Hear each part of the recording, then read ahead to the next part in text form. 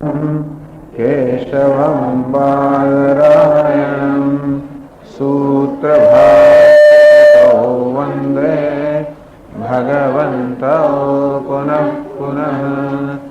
ईश्वरो गुरुरात्मेति मूर्तिभेदविभागिने व्योमवद्व्याप्तदेहाय दक्षिणामूर्तये नमः। अमानित्वमदम्भित्वम् अहिंसा क्षान्तिरार्जवम् आचार्योपासनं शौचम् स्थैर्यमात्मविनिग्रहः इन्द्रियार्थेषु वैराग्यम् अनहंकार एव च जन्म मृत्युजरा व्याधि दुःखदोषानुदर्शनम् असक्तिरनभिष्वङ्गः पुत्रदारगृहादिषु नित्यं च समचित्तत्वम् इष्टानिष्टोपपत्तिषु मयि चानन्ययोगेन भक्तिरव्यभिचारिणी विविक्तदेशसेवित्वम् अरतिर्जनसंसदे अध्यात्मज्ञाननित्यत्वम् तत्त्वज्ञानार्थदर्शनम् एतज्ज्ञानमिति प्रोक्तम् अज्ञानं यदतोऽन्यथा।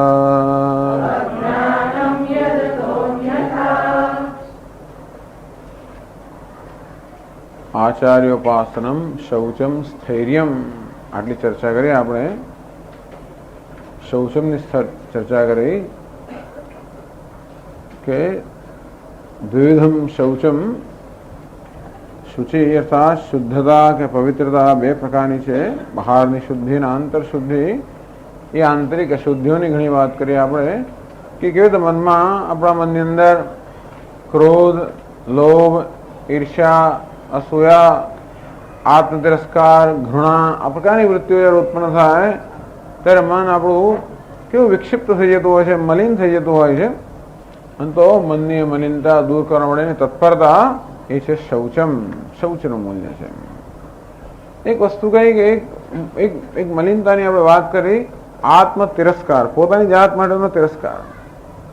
एनी चर्चामां एवुं कहेवामां आव्युं के ज्यारे ज्यारे पण आपणाथी कंईक खोटुं थई जाय अर्थात ज्यारे ज्यारे आपणे एवुं कंईक थाय जे आपणा मूल्यने विरुद्ध होय, घणीवार आपणा पोताना मूल्य होय એટલે કે આપણી પોતાની પાસે આપણી ઘણી અપેક્ષાઓ હોય છે કે હું તો આમ હોવો જોઈએ, હું તો આમ ન હોવો જોઈએ, મારે તો આમ કરવું જોઈએ, આમ ન કરવું જોઈએ। આ પ્રકારની ઘણી અપેક્ષાઓ આપણે પોતાની પાસે રાખતા હોઈએ છીએ। આપણી પોતાની આપણી પાસેની અપેક્ષાઓ પૂરી ન થાય ત્યારે પછી આપણને પોતાના વિશે તિરસ્કાર જન્મતો હોય છે। મેં નક્કી કર્યું રાત્રે કે અમારે સવારે 4 વાગે ઉઠવું છે, ઉઠાય નહીં, આટલી માળા કરવી છે, પછી થાય નહીં, ગુસ્સો નથી કરવો પછી થઈ જાય, આમ જે નથી કરવું એ થઈ જાય, જે કરવું છે ન થાય, એવું જે થાય ત્યારે આપણને આપણા પોતાના પર ગુસ્સો કે આત્મા પોતાના પર એક તિરસ્કાર જન્મતો હોય છે। આપણે એક અપરાધની લાગણી જન્મતી હોય છે। આપણે એક આંતરિક મલિનતા છે। એટલે ભગવાને કે ઉદ્ધરેત આત્મના આત્માનમ નાત્માનમ અવસાદયેત, પોતે પોતાની જાતનો ઉદ્ધાર કરવાનો છે પણ ક્યારેય પોતાની જાતને ઉતારી ના પાડવી જોઈએ. ઉતારી પાડવાનું કશું હોવું જ ના જોઈએ. કોઈને ઉતારી ના પાડવા જોઈએ અને જોડે જોડે પોતાને ન ઉતારી પાડવા જોઈએ. કોઈના પર દોષારોપણ ન થાય તો સારું અને પોતાના પર પણ દોષારોપણ ન થાય તો સારું. પણ થતું હોય છે હકીકત છે. ટૂંકમાં એવો આત્મ તિરસ્કાર સતત થયા કરતો હોય છે એક હકીકત જ છે. કોઈને પોતાના પ્રત્યે સંતોષ નથી. એટલે જ્યારે આવી રીતે અપરાધની લાગણી જન્મે કે પોતે કંઈક કર્યું ખોટું થઈ ગયું અને પછી આપણે પશ્ચાતાપ જન્મે એમ કરીને અંદર જે લાગણી જન્મતી હોય છે એમાંથી કેમ મુક્ત થવો, એની આપણે ચર્ચા કરી. કેવી રીતે પોતાની જાત પર પણ દોષારોપણ ન કરવું અને જોડે જોડે પોતાની જાતે આપણે પોતાની જાતને ક્ષમા કરવી જોઈએ. જેમ બીજાના દોષો માટે આપણે એમને ક્ષમા કરતા હોઈએ છીએ એટલા જ માટે કે ભાઈ માણસ માત્ર ભૂલને પાત્ર અથવા તો દરેકમાં ગુણ ને દોષો બંને હોવાના. એટલે બીજામાં કોઈનો દોષ હોય તો એમાં કંઈ એ વસ્તુ પણ સ્વાભાવિક હોવાને કારણે આપણે પણ જેમ સ્વીકારી લઈએ તેમ પોતાનામાં દોષો હોય એ હકીકત આપણે સ્વીકારી લેવી જોઈએ અને તેથી પોતાની જાતને પણ આવો તિરસ્કાર ન કરવો જોઈએ. પણ એક બીજો પણ એમાં એક વસ્તુ કહેવાની હતી ખાસ કે ઘણીવાર આવું જ્યારે કહેવામાં આવે કે પોતાનો તિરસ્કાર ન કરવો જોઈએ, પોતાને ક્ષમા કરવી જોઈએ, એવી જાતની અપરાધની લાગણીમાંથી મુક્ત રહેવું જોઈએ, તો ક્યારેક પ્રશ્ન થાય કે સ્વામી એનો અર્થ એ કે ગમે તે કરવું તો મને કંઈ થવું જ ના જોઈએ? મારી ખોટું બોલ્યો તોય કશું ના થવું જોઈએ, પેલું આમ કર્યું તોય કશું થવું જ ના જોઈએ? ટૂંકમાં મેં જે વ્રત લીધું એ વ્રત પૂરું ના થાય. એ આપણે વ્રત લેતા હોઈએ કે આજે હું નિર્જળા એકાદશી કરીશ ને આજે કંઈક આટલા દિવસ ઉપવાસ કરીશ નહીં તો આટલું અનુષ્ઠાન કરીશ, આવું બધું આપણે લીધું અને ના થાય અને તો પછી ભલે આપણે માફ કરી દઈએ એટલે એમને જતું જ કરી દઈએ તો પછી આપણું મન સ્વામી દયાનંદજી મહારાજ કે ને પેલો પાયજામા પેલો લહેંગો આપણો કેવો એક ને ઘણા લોકો એવો લહેંગો પહેરતા કે 2-3 જણ સમાઈ જાય ને અંદર, એવું પેલા આમ લૂઝ જેમાં કોઈ પ્રકારની વ્યવસ્થા ડિસિપ્લિન શાસન ન હોય એવું આપણું મન થઈ જાય, એ પણ બરોબર નથી. એટલે કે આમ પોતાના ઉપર દમન કરવું, તિરસ્કાર કરવું એ પણ બરોબર નથી અને હોતી હૈ ચલતી હૈ એ પણ બરોબર નથી. એટલે જ્યારે પોતાનાથી કંઈક ખોટું થઈ ગયું હોય તો એના વિશે કંઈક કરવું તો જોઈએ. એક પ્રશ્ન ઉપસ્થિત થયેલો કે સ્વામીજી આજકાલ તો આપણે જુઠ્ઠું ન બોલીએ કે લાંચ ન આપીએ કે આમ ન કરીએ તો કંઈ કામ થતું જ નથી. કોઈ કહે કે ભલે હું ભાઈ લાંચ ન લઉં પરંતુ આપણા રોજબરોજના કામ કરાવવા માટે પણ આપણે બીજા પર આધાર રાખવો પડતો હોય, એમને ખુશ કરવા પડે, એમને દક્ષિણા આપવી પડે, એમ કરીને ઘણીવાર આપણા મૂલ્યોનો ભોગ આપ્યા વગર કંઈ થતું જ નથી. ત્યારે સલાહ આપી કે બરોબર તમે શું કરો, જ્યાં આવી રીતે મૂલ્યો આવી રીતે ધારો કે કશું આપવું જ પડતું હોય એમાં કોઈ છૂટકો જ ના હોય તો પછી આપણે કહ્યું કે એને દેશાચાર, આ દેશનો કે આવો આચાર છે, કાળાચાર, આ યુગમાં આવો જ આચાર છે એમ માનીને સ્વીકારી લેવો. પણ એમ કરીને આપણે એવું કરતા જઈશું તો પછી એક દિવસ એવો આવશે કે એવું કરવાથી આપણા મનમાં કશું થશે જ નહીં, એટલે ટૂંકમાં આપણે રીઢા બની જઈશું. એટલે એ પણ બરોબર નથી કે આપણે માત્ર મૂલ્યનો ભોગ આપ્યા જ કરીએ અને એના વિશે કશું ના કરીએ.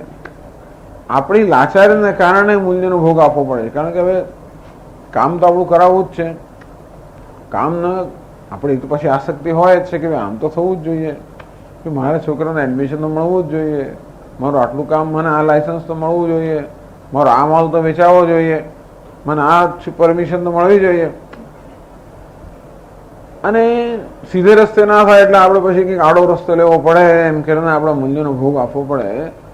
અને એમાં મારો કંઈ વાંક નથી કારણ કે હું તો લાચાર છું, પરિસ્થિતિ લાચાર છું માટે મેં એમ કર્યું, એમ કરીને આપણે મૂલ્યોનો ભોગ આપીએ અને પછી એ વસ્તુને સમર્થન આપી જસ્ટિફાય કરીએ કે બરોબર છે, એ પણ બરોબર નથી. એટલા માટે કે પછી આપણે રીઢા બની જઈશું. એટલે કારણ કે આપણી લાચારીને કારણે આપણે જુઠ્ઠું બોલવું પડ્યું તો મનમાં એને માટે કંઈક પ્રાયશ્ચિત થવું જોઈએ. કહેવાનો ભાવ એ છે કે આપણે પણ જ્યારે પણ આપણાથી કોઈ મૂલ્યનો આવી રીતે ભોગ અપાય ત્યારે એના વિશે પ્રાયશ્ચિત થવું જોઈએ કે આજે હું જુઠ્ઠું બોલ્યો, મારે નહોતું બોલવું પણ બોલ્યો, 5 માળા આટલી કરીશ, કે મારે નહોતું કરવું છતાં મારે આમ કરવું પડ્યું મારી લાચારીના કારણે. આમ લાચારીને કારણે પણ આપણે ધારો કે મૂલ્યનો ભોગ આપવો પડતો હોય તો આપણે એટલે માફ કરવા એનો અર્થ નહીં કે આપણે એના વિશે કશું પગલું ન લેવું. આપણે જાતે માફ કરવા અર્થાત આપણે જેનો તિરસ્કાર ન કરવો, પરંતુ જોડે જોડે જે કંઈ ખરાબ બાબતે થઈ ગયું એના બદલામાં કંઈક થવું જોઈએ, કંઈક ભગવાનની પ્રાર્થના થાય કે ક્ષમા, એટલે એ પણ એક અગત્યની વસ્તુ છે. અને જોડે જોડે એટલા માટે ક્ષમા, ભગવાનની ક્ષમા માંગે. ક્ષમસ્વ જય જય કરુણાબ્ધે શ્રી મહાદેવ શંભો. હે મહાદેવ, હે શંભો, મારા બધા જે કંઈ અયોગ્ય કર્મ હોય વિહિતમ અવિહિતમ વા સર્વમેતત ક્ષમસ્વ. જાણે અજાણે જે કંઈ માર થઈ ગયું હોય ભગવાન એ બધાની ક્ષમા કહો. આમ ક્ષમા એ પણ એક બહુ ઈશ્વર પાસે ક્ષમાની પ્રાર્થના કરવી એટલે કે ટૂંકમાં આપણું આંતરિક બળ વધે, જેથી ભવિષ્યમાં આપણે આવું કહ્યું ના પડે. આજે તો મારામાં હજી એટલી શક્તિ નથી કે હું સાચું બોલી જ શકું, કારણ કે સાચું બોલવાને કારણે જે ગુમાવવું પડતું હોય એની માટે હું તૈયાર નથી. સાચું બોલવા જોઈએ તો આપણે ધંધો ના મળે ધારો કે, તો આપણે ખોટ જાય, એની માટે આપણે તૈયાર નથી. એટલા માટે પછી થોડુંક એ કરીએ તો જોડે એને માટે એના બદલામાં કશુંક આપણે કંઈ સત્કર્મ કરવું જોઈએ, કશું કરવું જોઈએ જેથી એની આપણે આમાં સભાનતા રહે કે આજે મેં કર્યું એ બરોબર નથી. અને જોડે જોડે ભગવાનને પ્રાર્થના થાય કે ભવિષ્યમાં આવું કરવું ન પડે એ પ્રકારની તમને શક્તિ આપજે. આમ જ્યારે જ્યારે આપણે મૂલ્યનો ભોગ આપીએ ત્યારે આંતરિક શક્તિના અભાવને કારણે જ થતું હોય છે, અને આપણી શક્તિમાં વધારો થાય માટે પણ ભગવાનને પ્રાર્થના થાય. એક વસ્તુ એ કહેવાની હતી આત્મ તિરસ્કારના સંદર્ભમાં, અને ગઈ વખતે આપણે સ્થૈર્યની ચર્ચા કરી. સ્થૈર્ય અર્થાત આપણા માર્ગમાં જ અનેક પ્રકારના વિઘ્નો આવતા હોય છે, એ વિઘ્નોને આપણે તાબે ન થઈ જઈએ અને આધ્યાત્મિક વિઘ્નો આવે, આદિ ભૌતિક વિઘ્નો આવે, આધિદૈવિક વિઘ્નો આવે. આધ્યાત્મિક વિઘ્નો અર્થાત પોતાના શરીરમાંથી મનમાંથી કંઈક વિઘ્નો આવે. આદિ ભૌતિક અર્થાત આસપાસના કંઈક ભૂતો એટલે આસપાસના તત્વો, આસપાસના જીવજંતુઓ, આસપાસના પરિબળોમાંથી કંઈ વિઘ્નો આવે. આધિદૈવિક અર્થાત જે દૈવી પરિબળો છે એને કારણે વિઘ્નો આવે. તો આ વિઘ્નોને આપણે તાબે ન થઈએ એ માટેની આપણે ચર્ચા કરી કે પેલા આધ્યાત્મિક વિઘ્નો કેવા આવે છે કે ઘણી વાર શરીરમાં રોગ આવી જાય, ઘણી વાર અશક્તિ આવી જાય, સંશય આવી જાય, પ્રમાદ આવી જાય, આળસ આવી જાય. તો કેવી રીતે એ બધા વિઘ્નોથી સભાન રહેવું. એ ઉપરાંત આ વિઘ્નો માટે એક બીજી પણ વસ્તુ કહેવાની છે કે ધારો કે આ તો આધ્યાત્મિક એટલે પોતાનામાંથી આવતા વિઘ્નો થયા, પરંતુ આદિ ભૌતિક વિઘ્નો અર્થાત આસપાસના બધા જીવજંતુઓ અને જગતમાંથી વિઘ્નો આવતા એને આપણે શું કરીએ? કારણ કે બહાર પેલો રિક્ષાનું હોર્ન વગાડ્યા જ કરતો હોય, લાઉડ સ્પીકર આપણો ધારો ક્લાસ ચાલતો હોય, ઘણી વાર થતું હોય છે બસ પેલો હોર્ન વગાડ્યા જ કરે, વગાડ્યા જ કરે. પેલો મોટેથી વાત કરે, નીચેથી ઉપર અંદર વાત કરે, મોટે મોટે. એટલે ટૂંકમાં એ લોકોને ખબર ના હોય કે આપણા કર્મને કારણે બીજા કોઈને શું વિક્ષેપ પડે છે. એટલે ટૂંકમાં આ બધા વિઘ્નો આવતા હોય છે એમાં ઘણીવાર આપણા સહાય હોઈએ છે. આપણે કહી શકતા નથી હોતા કે આજે દૈવિક પરિબળ પ્રારબ્ધને કારણે જ કેવી વસ્તુ બને. તો વિઘ્નોનો સામનો કરવા માટે એક તો આંતરિક બળ આપણે ખેડવીએ, જોડે જોડે ઈશ્વરની સહાય પણ આપણે માંગીએ. બે વસ્તુ છે, આંતરિક બળ અને જોડે જોડે સહાય. સ્વામી દયાનંદ મહારાજ કહે છે કે intelligent living is to seek help. જ્યારે પણ મદદની જરૂર હોય ત્યારે મદદની માગણી કરવી કે મદદ લેવી એ પણ વિવેકી મનુષ્યનું કામ છે. વિવેકપૂર્વકનું જીવન એને કહેવાય જ્યાં જ્યારે મદદની જરૂર હોય ત્યાં મદદ લેવી. આપણે ડગલે પગલે મદદની જરૂર હોય છે, કારણ કે જાત જાતના વિઘ્નો આવ્યા કરતા હોય છે. ઘણીવાર વિઘ્નોનો સામનો આપણે કરતા હોઈએ છીએ, ઘણીવાર આપણે કરી શકતા નથી હોતા. અંતે વખતે જ્યારે આપણી શક્તિ પૂરતી ના હોય ત્યારે ઈશ્વરની શક્તિ એટલે ઈશ્વરની મદદ લેવી, પ્રાર્થના. એક તો ભગવાનની ક્ષમા માંગવી આપણે જે કે દોષ થઈ ગયો એના માટે, અને જોડે જોડે આપણામાં જે શક્તિનો અભાવ છે એના માટે ઈશ્વરની શક્તિની પ્રાર્થના કરવી. એટલે એ પ્રાર્થના પણ બહુ મહત્વની વસ્તુ છે. વિઘ્નમાંથી દૂર થવા, મુક્ત થવા મળે. ઘરના સંજોગો હોય, હવે સ્કૂટર પણ આપણે મારીને જતો આપણે શું કરીએ? ધારો કે હાથ ભાંગી ગયો, પગ ભાંગી ગયો, એટલે ટૂંકમાં આ બધા એવા પરિબળો છે આજે ભૌતિક, જેમાં આપણે આમાં આપણું કંઈ છે જ નહીં. ચાલો આપણા પોતાના શરીર કે આપણા પોતાના મન, એમાંથી કંઈ આવા તો વિઘ્નો આપણે કંઈ કરી શકીએ? આમાં આપણે શું કરી શકીએ?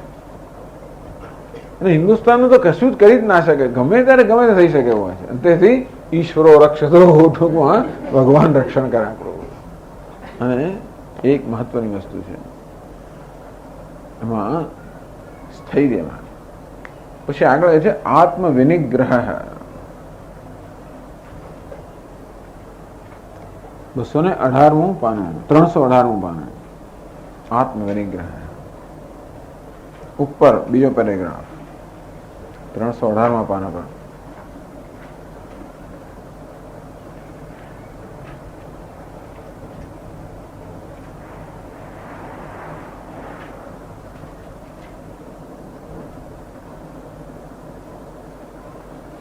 आत्म विनिग्रह आत्मनः अपकारकस्य आत्मशब्दवाच्यस्य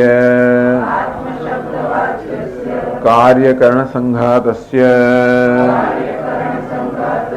विनिग्रहः स्वभावेन सर्वतः प्रवृत्तस्य सन्मार्गे एव निरोधः आत्मविनिग्रहः.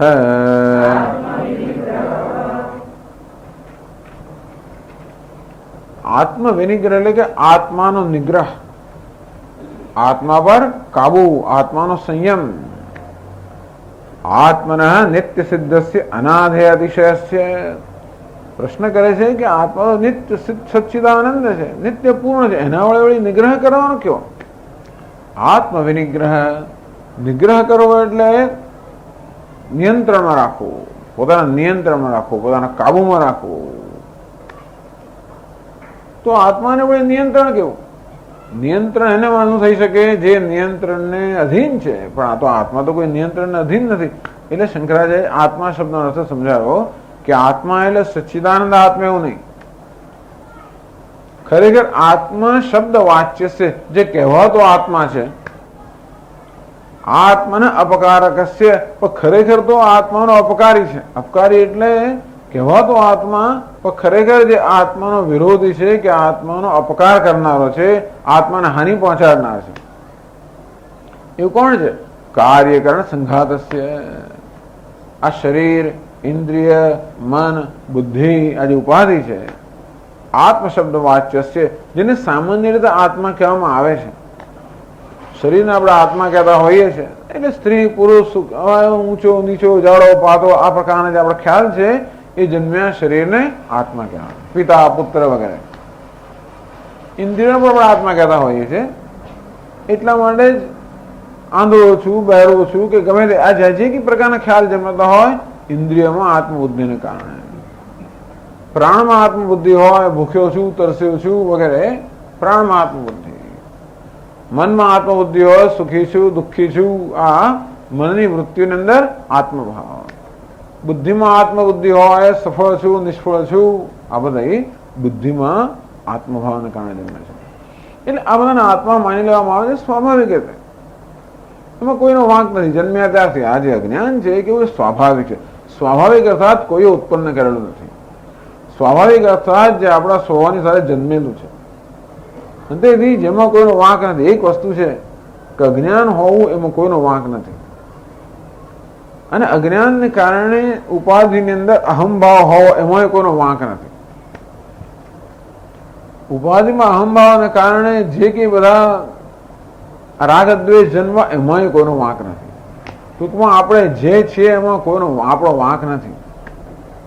આટલા રાગ દ્વેષ મારામાં જે છે એમાં કોઈનો વાંક નથી. કારણ કે આપણે તો ઉભા નથી કરે ને.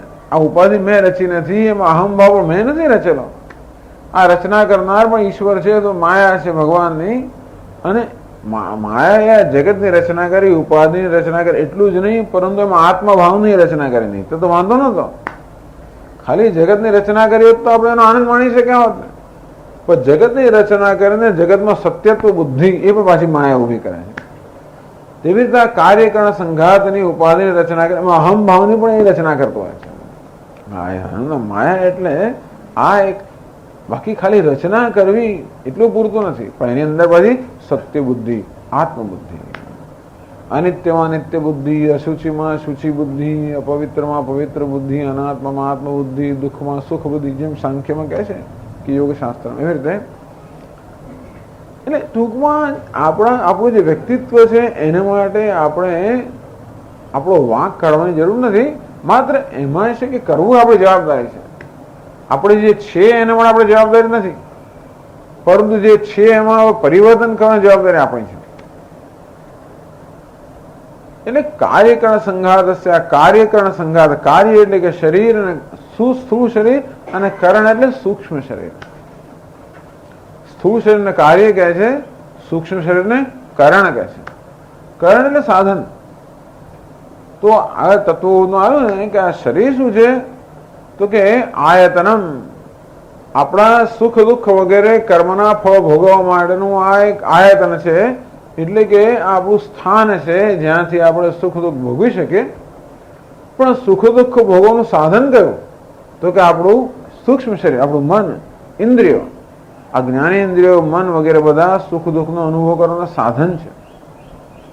શરીર જેમ ઓફિસ આપણી હોય, તો આ શરીર આપણું ઓફિસ જેવું છે. પણ જગતનો સંપર્ક કરવા માટે આપણે ટેલિફોન વગેરે હોય ને, ટેલિફોન અને ટેલેક્સ મશીન, ફેક્સ હવે તો ટેલેક્સમાં જતું, ફેક્સ, ઇન્ટરનેટ, બધું ફેક્સ બધું એનો એક પછી એક. તો આ બધા શું છે, ઇન્ટરનેટ હોય કે ફેક્સ હોય કે ટેલેક્સ હોય કે ટેલિફોન હોય, આ બધા શું છે, કરણો છે, સાધનો છે જગત સાથે વ્યવહાર કરવા માટે. તેવી રીતે સ્થૂળ શરીરમાં એક સૂક્ષ્મ શરીર છે, ઇન્દ્રિયો, મન, બુદ્ધિનું બનેલું, એને કરણ કહેવામાં આવે છે. કાર્ય, કરણ, સંઘાત, આવી રીતે હંમેશા કહેવામાં આવતો હોય છે. સંઘાત અર્થાત સમૂહ, બધી વસ્તુને એકત્રિત કરેલો. કાર્ય એટલે સ્થૂળ શરીર, કરણ એટલે સૂક્ષ્મ શરીર. તો કાર્યકરણ સંઘાતસ્ય આત્મ શબ્દ વાચ્યસ્ય, જેને સામાન્ય રીતે આત્મા કહેવામાં આવતો, આત્મા નથી, પણ જેને સામાન્ય રીતે આત્મા ગણવામાં આવતો હોય છે, એ ખરેખર શું છે, આત્માને અપકારકસ્ય. શંકરાચાર્ય કહે ખરેખર તો આપણો અપકારી છે. ટૂંકમાં ખરેખર તો આ જેને આત્મા કહેવામાં કહેવાતો આત્મા એટલે કાર્યકરણ સંઘાત આત્માને હાનિ કરનારો છે.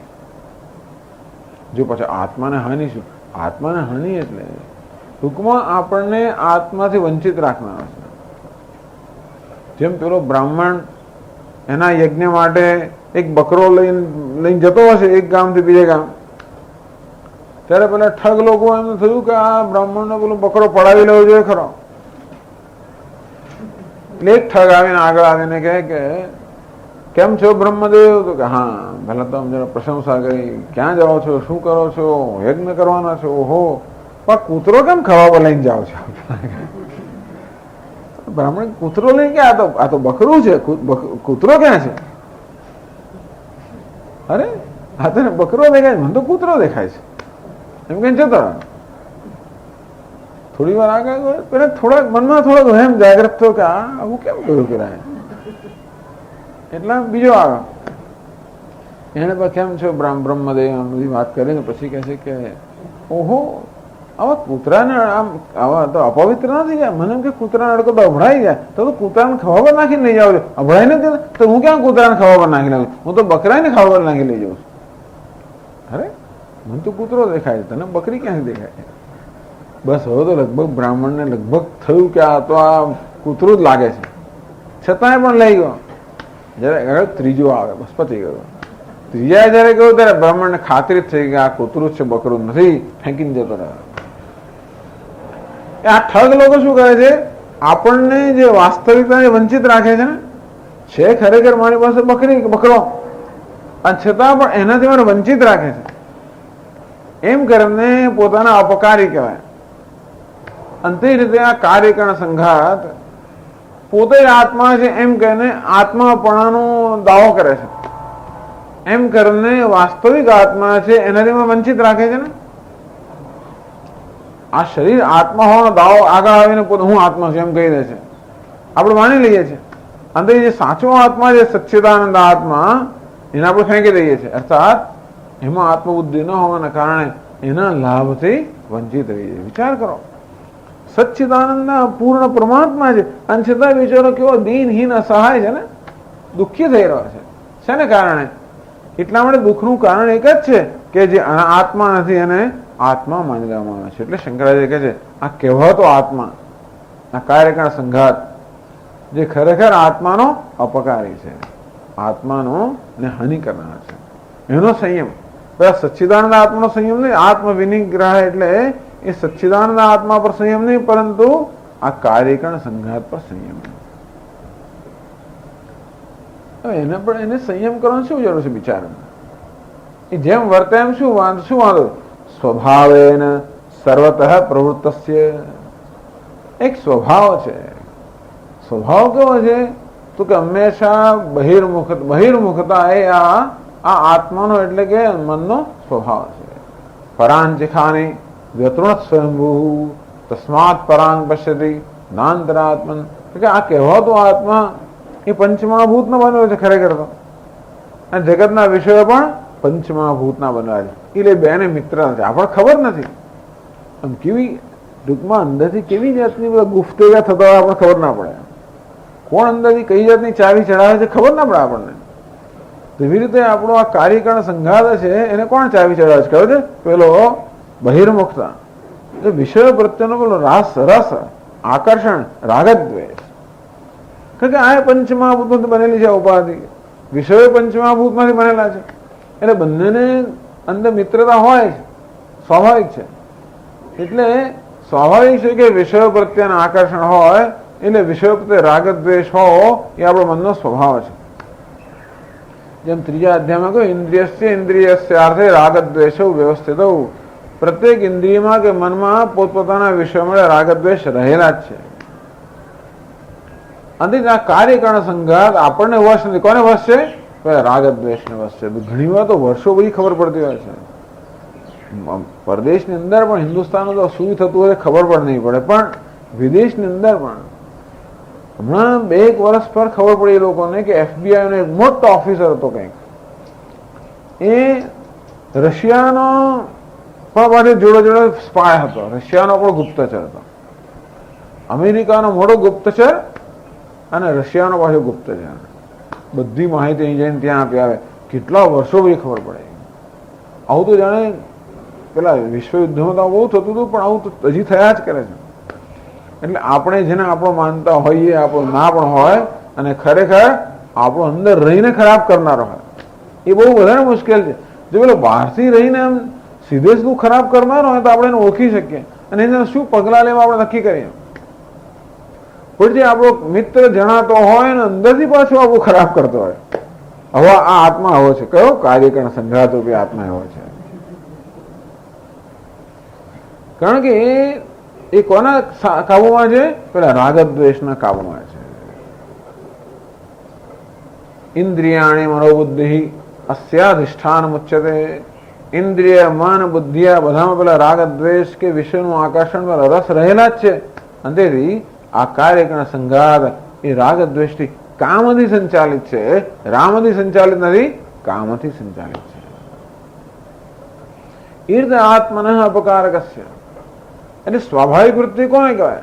આ રીતે રાગદ્વેષથી પ્રેરાઈને કંઈ પણ કર્મ કરવું એને સ્વાભાવિક કર્મ કહેવામાં આવે છે.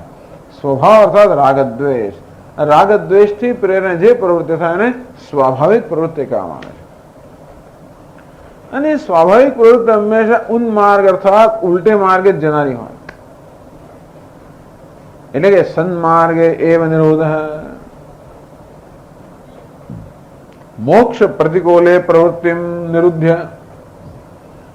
રાગદ્વેષને કારણે જે પ્રવૃત્તિ થાય હંમેશા આપણા હિતની વિરુદ્ધ હોય. ખરું ને? રાગ એટલે તો ટૂંકમાં હંમેશા વિષયની ઈચ્છા જન્મ્યા કરે. રાગ અને દ્વેષ બંનેમાંથી ઈચ્છાઓ જન્મ્યા કરે. રાગ એટલે કશી વસ્તુ વગર ન ચાલે, એના માટે એને પ્રાપ્ત કરવાની ભગવાન ઈચ્છા જન્મે. દ્વેષ એટલે કોઈ વસ્તુ સહન ના કરી શકું, માટે દૂર કરવાની, એને દૂર રહેવાની ઈચ્છા જન્મે. અને તેથી આપણી બધી પ્રવૃત્તિઓ સામાન્ય રાગ દ્વેષથી પ્રેરાયેલી હોય, બહિર્મુખ હોય. અને આ રીતે આપણા મનને હંમેશા આત્માથી વિમુખ રાખવામાં આવે છે. એ જ મન જ્યારે આત્મા અભિમુખ બને ત્યારે આત્માના જ્ઞાનનું સાધન બને.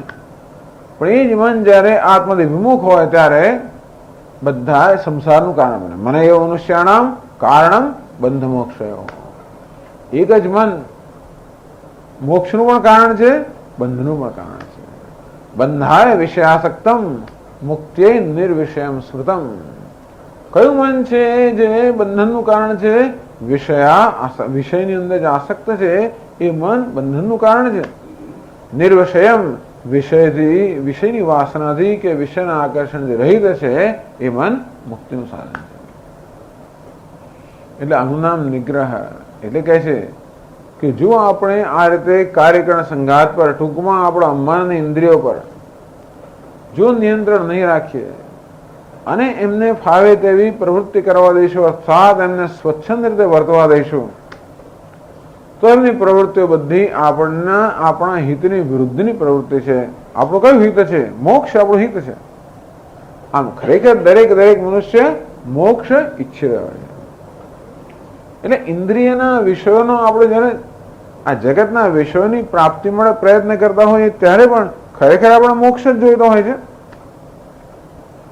પણ આપણું મન શું કરે છે? જે છે એના કરતા ઉલટું દેખાડે છે. ખરેખર બંધન કરનારું છે એને મોક્ષનું સાધન દેખાડતું હોય છે. રાગદ્વેષ આવું કરે. ટૂંકમાં સ્વભાવ છે ને એના પર એક વસ્તુના સ્વભાવને એટલે આપણું વિકૃત કરીને આપણું મન દેખાડે. જેવું છે એવું ના દેખાડે, પણ એના કરતા વિપરીત દેખાડે. એટલે ખરેખર જે ભયનું સ્થાન છે એને સલામત દેખાડે. ખરેખર જે દુઃખનું સાધન છે એને સુખનું સાધન બતાવે. અને એ રીતે આ રાગ દ્વેષ કે આ પ્રકારની વિપરીત બુદ્ધિના અસર ન હોવાના કારણે આ સ્વાભાવિક પ્રવૃત્તિ હંમેશા ઉન્માર્ગે જનારી છે, અર્થાત આપણને આપણા હિતથી વિરુદ્ધ લઈ જનારી છે. એટલા માટે કહેવામાં આવ્યું. અને તેથી આ બધી શક્તિઓનો વ્યય થતો હોય છે. આ રીતે રાગ દ્વેષથી પ્રેરાઈને આ બધા કર્મો થાય, એના દ્વારા આપણી શક્તિનો વ્યય થતો હોય છે. એટલે કહેવામાં આવ્યું કે એને સન્માર્ગે એવ નિરોધ હૈ. આપણે બધી વૃત્તિઓને સન્માર્ગે વાળવી. તત્સવિતુર્વરેણ્યમ ભર્ગો દેવસ્ય ધીમહિ ધિયો યો નઃ પ્રચોદયાત. પ્રાર્થના કરી છે, યહ નઃ ધિયઃ પ્રચોદયાત. આ ઈશ્વર અમારી બુદ્ધિ, અમારી વૃત્તિઓને પ્રચોદયાત, પ્રેરિત કરે, સન્માર્ગે પ્રેરિત કરે. એ સૂર્યને, પરમાત્માને, જ્ઞાન સ્વરૂપ પરમાત્મા જે સર્વ અંતર્યામી, જે સર્વનો સાક્ષી છે, એને પ્રાર્થના કરે. સર્વ બધી વૃત્તિઓનો પ્રકાશક ભાષક છે. એને પ્રાર્થના કરે, હે ભગવાન, તું અમારી વૃત્તિઓને સન્માર્ગે વાળ. આ રીતે આપણા કાર્યકાળ સંઘાતને એની સ્વાભાવિક પ્રવૃત્તિઓમાંથી નિવૃત્ત કરીને એને સન્માર્ગે વાળવો, આ પ્રક્રિયાને આત્મ વિનિગ્રહ કહેવામાં આવે છે. મોક્ષ પ્રતિકૂલે પ્રવૃત્તિ નિરુદ્ધ મોક્ષ સાધને એવ વ્યવસ્થાપનમ. બસ તો આત્મ વિનિગ્રહ એ ટૂંકમાં જ્યારે જ્યારે આપણું મન કે ઇન્દ્રિયો કેમ પ્રવૃત્તિ કરવા તૈયાર થાય ત્યારે એને પૂછવું જોઈએ કે આ પ્રવૃત્તિનો હેતુ શું છે અને આ પ્રવૃત્તિથી આપણને શું પ્રાપ્ત થવાનું છે, પ્રવૃત્તિનું શું પ્રયોજન છે. એટલે કોઈ પ્રવૃત્તિ કરવાનો કશો વાંધો નથી, પણ કોઈ પ્રવૃત્તિ થાય એ પહેલા આપણા મનમાં એ પ્રકારની સ્પષ્ટતા હોવી જોઈએ કે આ પ્રવૃત્તિનું શું પ્રયોજન છે, આ પ્રવૃત્તિ દ્વારા હું શું સિદ્ધ કરી શકવાનો છું. એ તો આપણી પાસે એવી સ્પષ્ટતા જોઈએ. એ પણ સ્પષ્ટતા જોઈએ કે હું જીવન શું સિદ્ધ કરવા માંગુ છું, એ પણ સ્પષ્ટ જોઈએ.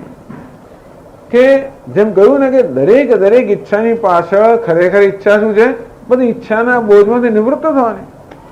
તો દરેક મનુષ્ય નિવૃત્તિ ઈચ્છે છે. ખરેખર આ બોજમાંથી નિવૃત્તિ ઈચ્છે છે.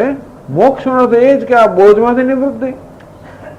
શેના બોજમાંથી? દુઃખમાંથી, અહંકારમાંથી, રાગદ્વેષમાંથી, સંઘર્ષમાંથી નિવૃત્તિ, આત્યંતિક નિવૃત્તિ, એવા પ્રકારની નિવૃત્તિ કે ફરી વળી પાસે બોજ આવે જ નહીં, એ પ્રકારની નિવૃત્તિ. એટલે એ પ્રકારની સ્પષ્ટતા હંમેશા આપણા મનમાં આવશ્યક છે કે એક જ વસ્તુ ખરેખર મને હિત કરે છે અંતે, કે જે મારા મોક્ષ માટેનું જે સાધન છે એ જ મારા હિતમાં છે, એટલે વિરુદ્ધની વસ્તુ મારા હિતની વિરુદ્ધ છે. એટલે પહેલા વિવેક હોવો જોઈએ કે હું જીવનમાં શું ઈચ્છું છું. મોક્ષ ઈચ્છું છું. એ મોક્ષ એ પ્રાપ્ત કરવા નથી, મોક્ષને તો ઓળખવાનું છે.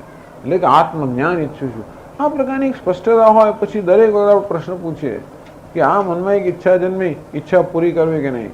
આ ઈચ્છા મારા ધ્યેયને માં મદદરૂપ કરનારી છે કે મારા ધ્યેયની વિરુદ્ધ જનારી છે? બસ એટલું કરવું. જે મદદરૂપ થાય છે એ કરવું, જે વિરુદ્ધ છે ના કરવું. એના માટે સાવધાની જોઈએ. દરેક પ્રવૃત્તિ પહેલા સાવધાની જોઈએ, સૂક્ષ્મતા પણ જોઈએ, આપણે સમજવાની સમજશક્તિ જોઈએ કે ખરેખર આ પ્રવૃત્તિ કરવાથી, આ ઈચ્છા પૂરી કરવાથી મારું હિત થશે કે નહીં થાય. ટૂંકમાં જે કોઈ ઈચ્છા દ્વારા આપણે બહારથી સુખ પ્રાપ્ત કરવા ઈચ્છતા હોઈએ, બહારથી સલામતી ઈચ્છતા હોઈએ, બહારથી એમ ઈચ્છે કે આપણને કંઈક સુખ સલામતી વગેરે મળશે, એ ઈચ્છા ક્યારે પૂરી થવાની નથી. કારણ કે એ જગતના વિષયમાં સુખ સલામતી નથી. આજ સવારે ચર્ચા કરી, સવારે એટલે વહેલી સવારે ચર્ચા કરી કે આત્માનો પેલો આત્મા વિશે જે ભ્રમ છે કે હું અલ્પ છું ને દુઃખી છું ને, એ ભ્રમ મોટો. એમાંથી બીજો ભ્રમ જન્મ્યો કે જગતમાં સુખ છે, જગતમાં સલામતી છે, જગતમાં શાંતિ છે. બે પ્રકાર ભ્રમના બે પાસા છે. એ ભ્રમનું એક પાસું એ કે આત્મા દુઃખી છે, અને બીજું પાસું એ કે જગતમાં સુખ છે. તો એટલે એ પ્રકારના વિવેકની જરૂર છે કે સુખ ત્યાં નથી. સુખ તો વાસ્તવમાં ભલે ને દુઃખ દેખાતું આત્મા, છતાં છેવટે અંદર ગર્ભમાં સુખ છે. એ સ્વીકારવું મુશ્કેલ છે. પણ જ્યારે હું અંતરમાં નજર કરું ત્યારે અંદર તો એવા બધા સંઘર્ષો જણાતો હોય કે એમાં શાંતિ હોય, એ સ્વીકારવું મુશ્કેલ થઈ જાય છે.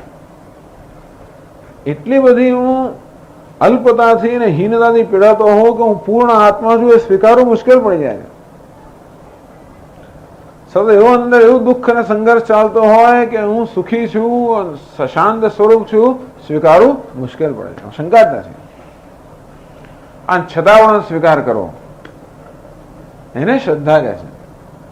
જ્યાં સુધી એ આપણા જ્ઞાનનો વિષય ન બન્યો ત્યાં સુધી શ્રદ્ધાનો વિષય છે. કે નાના પણ શાસ્ત્ર કહે છે ને, માટે હું સ્વીકારું છું. શાસ્ત્ર કહે છે એટલું જ નહીં, પરંતુ આપણે જરા થોડો વિચાર કરીએ તો પણ સમજ પડેલી વાત છે કે ખરેખર સુખ શાંતિ અંદર જ હોવા જોઈએ. જ્યાં સુખ અને શાંતિ હોય ત્યાં જ આપણો પ્રેમ હોય, અને હંમેશા આપણા આત્મા માટે જ પ્રેમ હોય છે. આત્મા માટે પ્રેમ એનું કારણ એક જ છે કે સુખ શાંતિ ખરેખર ત્યાં છે. બીજે બધે પ્રેમ એટલા માટે છે કે એ લોકો સુખ શાંતિનો આભાસ ઉભો કરે છે. બીજી બી વસ્તુઓ કેમ આપણા પ્રેમનો વિષય બને? કારણ કે સુખ શાંતિનો આભાસ ઉભો કરે. પણ એ જે સુખ શાંતિનો આભાસ ઉભો કરે એ તો આત્મા જ છે. એ ત્યાં પણ જેના માટે પ્રેમ છે એ આત્મા માટે છે. ત્યાં આત્માનું પ્રતિબિંબ દેખાય છે. આપણે માટે આપણો પ્રેમ જન્મ્યો.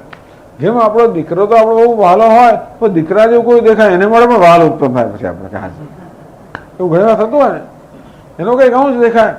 સ્વામી આ તો બરોબર મારા ઘણા લોકોને, જુદા લોકોને પ્રેમ હોવાનું કારણ જુદું હોય છે. કોઈનામાં ભાઈના દર્શન થાય, કોઈને પુત્રના દર્શન થાય, કોઈને પિતાના દર્શન થાય, કોઈને જાત જાતનું દેખાતું આપણને. એક જગ્યાએ પ્રેમ અને જેવું કશું દેખાય તરત આપણો જેમ પ્રેમ જાય તેવી રીતે મૂળ પ્રેમ આત્મા માટે છે. એ સુખ શાંતિ માટે છે. પછી સુખ શાંતિ બહાર દેખાય એટલે તરત પ્રેમ જન્મતો હોય, પણ આપણે એ ખબર નથી કે તો માત્ર ભ્રમ છે. આમ ભ્રમને કારણે આ બધી આપણી પ્રવૃત્તિઓ બધી બહિર્મુખ બની ગઈ છે. એ બહિર્મુખ પ્રવૃત્તિઓમાંથી મનને વાળીને અંતરમાં કોનાવાનું નામ છે આત્મ વિનિગ્રહ. એના માટે વિવેક જોઈએ, વૈરાગ્ય જોઈએ. વૈરાગ્યની વાત આગળ આવવાની જ છે, પણ વૈરાગ્ય પછી જોઈએ પાછું શમ દમ વગેરે જોઈએ. આપણા મનમાં વૈરાગ્ય એટલે કે એવી સમજ પણ હોય, અને તેથી ખરેખર બુદ્ધિપૂર્વક હું કોઈ વસ્તુ ઈચ્છા કરતો નથી, છતાં આપણા મનમાં એવા પેલા સંસ્કાર પડી ગયેલા છે. હંમેશા બહિર્મુખતાના સંસ્કાર પડી ગયા છે. એટલે મન હંમેશા પોતાની તો જો મન પર જો આપણે મન વિશે સાવધાન ન હોય તો મન હંમેશા બહારથી કંઈક મેળવવાની યોજના કર્યા જ કરતું હોય. એની જાતની ટેવ જ પડી ગઈ છે. તેથી શમ શમ એટલે વિવેક ચૂડામણો કહે છે વિરજ્ય વિષયવ્રાતાત દોષ દુષ્ટ્યા મુહુર્મુહુ સ્વલક્ષ્યે નિયતાવસ્થા મનસઃ શમઃ ઉચ્યતે. માનસ સ્વલક્ષ્યે નિયતાવસ્થા, પોતાના મનને હંમેશા લક્ષ્ય પર નિયત કરવું એનું નામ શમ. કેવી રીતે? દોષ દૃષ્ટ્યા મુહુર્મુહુ એટલે એક સરસ ઉપાય બતાવે છે દોષ દર્શન. શેમાં દોષ દર્શન? વિષય સુખમાં દોષ દર્શન. વિષયમાં સુખના દર્શન કરવાને કારણે આપણું મન વિષયની પાછળ ભટકતું હોય છે. એ મનને પેલા વિષયના ભ્રમણમાંથી નિવૃત્ત કરવા માટે એ વિષય સુખમાં જે દોષ રહેલા જેનું મુહુર્મુહુ વારંવાર આપણા મનને વિષય સુખમાં રહેલા દોષના દર્શન કરાવીએ તો ધીમે ધીમે ધીમે એના આકર્ષણમાંથી મુક્ત થાય. દોષ દુષ્ટ્યા મુહુર્મુહુ. કેવા દોષ રહેલા છે? ક્ષયિષ્ણુત્વમ, સાતિશયત્વમ. આપણે મનને સમજાવીએ કે તને જે સુખ પ્રાપ્ત થાય છે એ કેટલા વખત સુધી? ક્ષયિષ્ણુત્વમ, અમુક સમય સુધી જ કોઈ વસ્તુ આપણે સુખ આપી શકે, એથી લાંબુ નહીં. અને કોઈ વસ્તુ સુખ આપી શકતી હોય તો પણ અમુક સંજોગોમાં સુખ આપી શકે, હંમેશા નહીં. કોઈ પણ વસ્તુમાં સુખ આપતી હોય, કોઈ પણ હોય, ભલે ખબર નહીં શું કહેવાય, ધારો કે ટીવી હોય, કંઈક આપણું ગમતી વસ્તુ હોય, સિરિયલ હોય, રોજ સ્વામી પછી 8:30 સુખ આપે આપણને. એ સિરિયલ પછી આપણે રાત્રે 2 વાગે ઊંઘવાથી ઉઠીને બતાડે તો આપણે ના ગમે. અથવા હું બીજું કંઈ કરવામાં પ્રવૃત્ત હોઉં અત્યારે, જેમ આપણો દીકરો બહુ પ્રિય હોય, પણ આપણે પછી આપણા મિત્ર સાથે ક્યાં વાત કરી રહ્યા તે વખતે આવીને અંદર આવતો હમણાં તું મારી સાથે વાત ના કરીશ. દરેક વસ્તુ પ્રિય હોય છે આપણને ખરી, એ પણ ક્યારે? અમુક સ્થળમાં, અમુક સંજોગોમાં, અમુક શરતો જયારે પૂરી થાય ત્યારે આપણે વિચારવું જોઈએ કે આ જે સુખ મળે છે એ કેવું હોય છે? ક્ષયિષ્ણુ, અર્થાત જેનો તરત ક્ષીણ થનારો છે. સુખનો અનુભવ કરીએ ત્યારે પણ હમણાં સાતિશયત્વમ, અર્થાત આપણે લાગે કે આ બરોબર તો પૂરતું નથી, તે દિવસ જેવું નથી. કુલ્ફી સારી છે પણ તે દિવસ જેવી નહીં. આજે સરસ થયું તે દિવસ જેવું નહીં. આ જગ્યા સરસ છે તો મહાબળેશ્વર જેવી નહીં. આ સ્થાન સુંદર છે, વસ્ત્રો સરસ છે, તે વખત જેવા નહીં. અને સાતિશયત્વ એટલે કે જે કે સુખ પ્રાપ્ત થાય હંમેશા એનાથી ચડિયાતું કોઈ સુખ હોય જ છે, તે વખતે પણ આપણને ખબર હોય છે. એટલે જ્યારે જ્યારે પણ કોઈ વસ્તુનો આપણે અનુભવ કરી રહ્યા હોઈએ, એનો અનુભવ કરીને એનો સુખ લઈ રહ્યા હોય ત્યારે પણ મનમાં એક વસ્તુ હોય છે કે આના કરતા પેલું હોત તો વધારે સારું હોત ખરો. એવું ભાગ્ય જ બનતું હોય કે આપણે આ પરફેક્ટ, સ્વામી પરફેક્ટ, બસ પૂર્ણ છે, ચડિયાતું. અરે ઘણી વાર આમ પ્રવચન ક્લાસમાં ખૂબ આનંદ આવે, છતાં પછી કંઈક બહુ સરસ આ થયું, કંઈક સ્વામી પેલું જેને કહ્યું હોત ને, પેલું દ્રષ્ટાંત આજે ના આવ્યું, તો એ પેલું આજે ના થયું, ત્યારે પણ પાછું કંઈક વસવસો થઈ જાય કે આને બદલે જરા કામ થયું હોત તો વધારે આનંદ આવ્યો. ટૂંકમાં ગમે તો આપણે આનંદ આવતો હોય તો પણ એ વધારે આવી શક્યો હોત, એવી જાતની એક સભાનતા અંદર હોય જ છે. એટલા જ માટે આપણે જે ભોગવી રહ્યા છે એના જે કંઈક અસંતોષ હોય જ છે. આપણે એનું સુખ મળી રહ્યો ત્યારે પણ કંઈક અસંતોષ, જરાક મીઠું વધારે સરસ છે પણ જરાક થોડોક અસંતોષ સાથે હોય છે. ટૂંકમાં દરેક સુખ હંમેશા દુઃખના મિશ્રણ સહિત જ આવતો હોય. આ દોષ દૃષ્ટિ. જો કે હવે અહીં બેઠેલા લોકોને કે આવી બધી ચિંતાઓ નથી કે વિષયના સુખની વગેરે એમની ઈચ્છા થતી હોય, પણ ટૂંકમાં કોઈ પણ રાગ દ્વેષ માટે આ પ્રકારે ચિંતન થઈ શકે. ક્યાંક તો આપણે આસક્તિ હોય ને, આસક્તિનો પણ આવે જ છે બધું, પણ ક્યાંય આસક્તિને કારણે મન દોડતું હોય, વે દોષ દૃષ્ટ્યા મુહુર્મુહુ, વારંવાર મનને દોષના દર્શન કરાવવા. પરિણામ દોષ અને સંતાપ દોષ અને સંસ્કાર દોષ અને જાત જાતના બંધન દોષ, યોગશાસ્ત્ર જાત જાતના દોષ બધા બતાવતો હોય છે કે જો આ વિષયનું સુખ ભોગવી આપણે ખરા, એનું પરિણામ શું આવે છે? પરિણામ એક જ આવે છે કે આપણામાં સંસ્કાર છોડીને જાય છે. અનુકૂળ હોય તો આપણો રાગના સંસ્કાર છોડીને જાય, પ્રતિકૂળ તો દ્વેષના સંસ્કાર છોડીને જાય.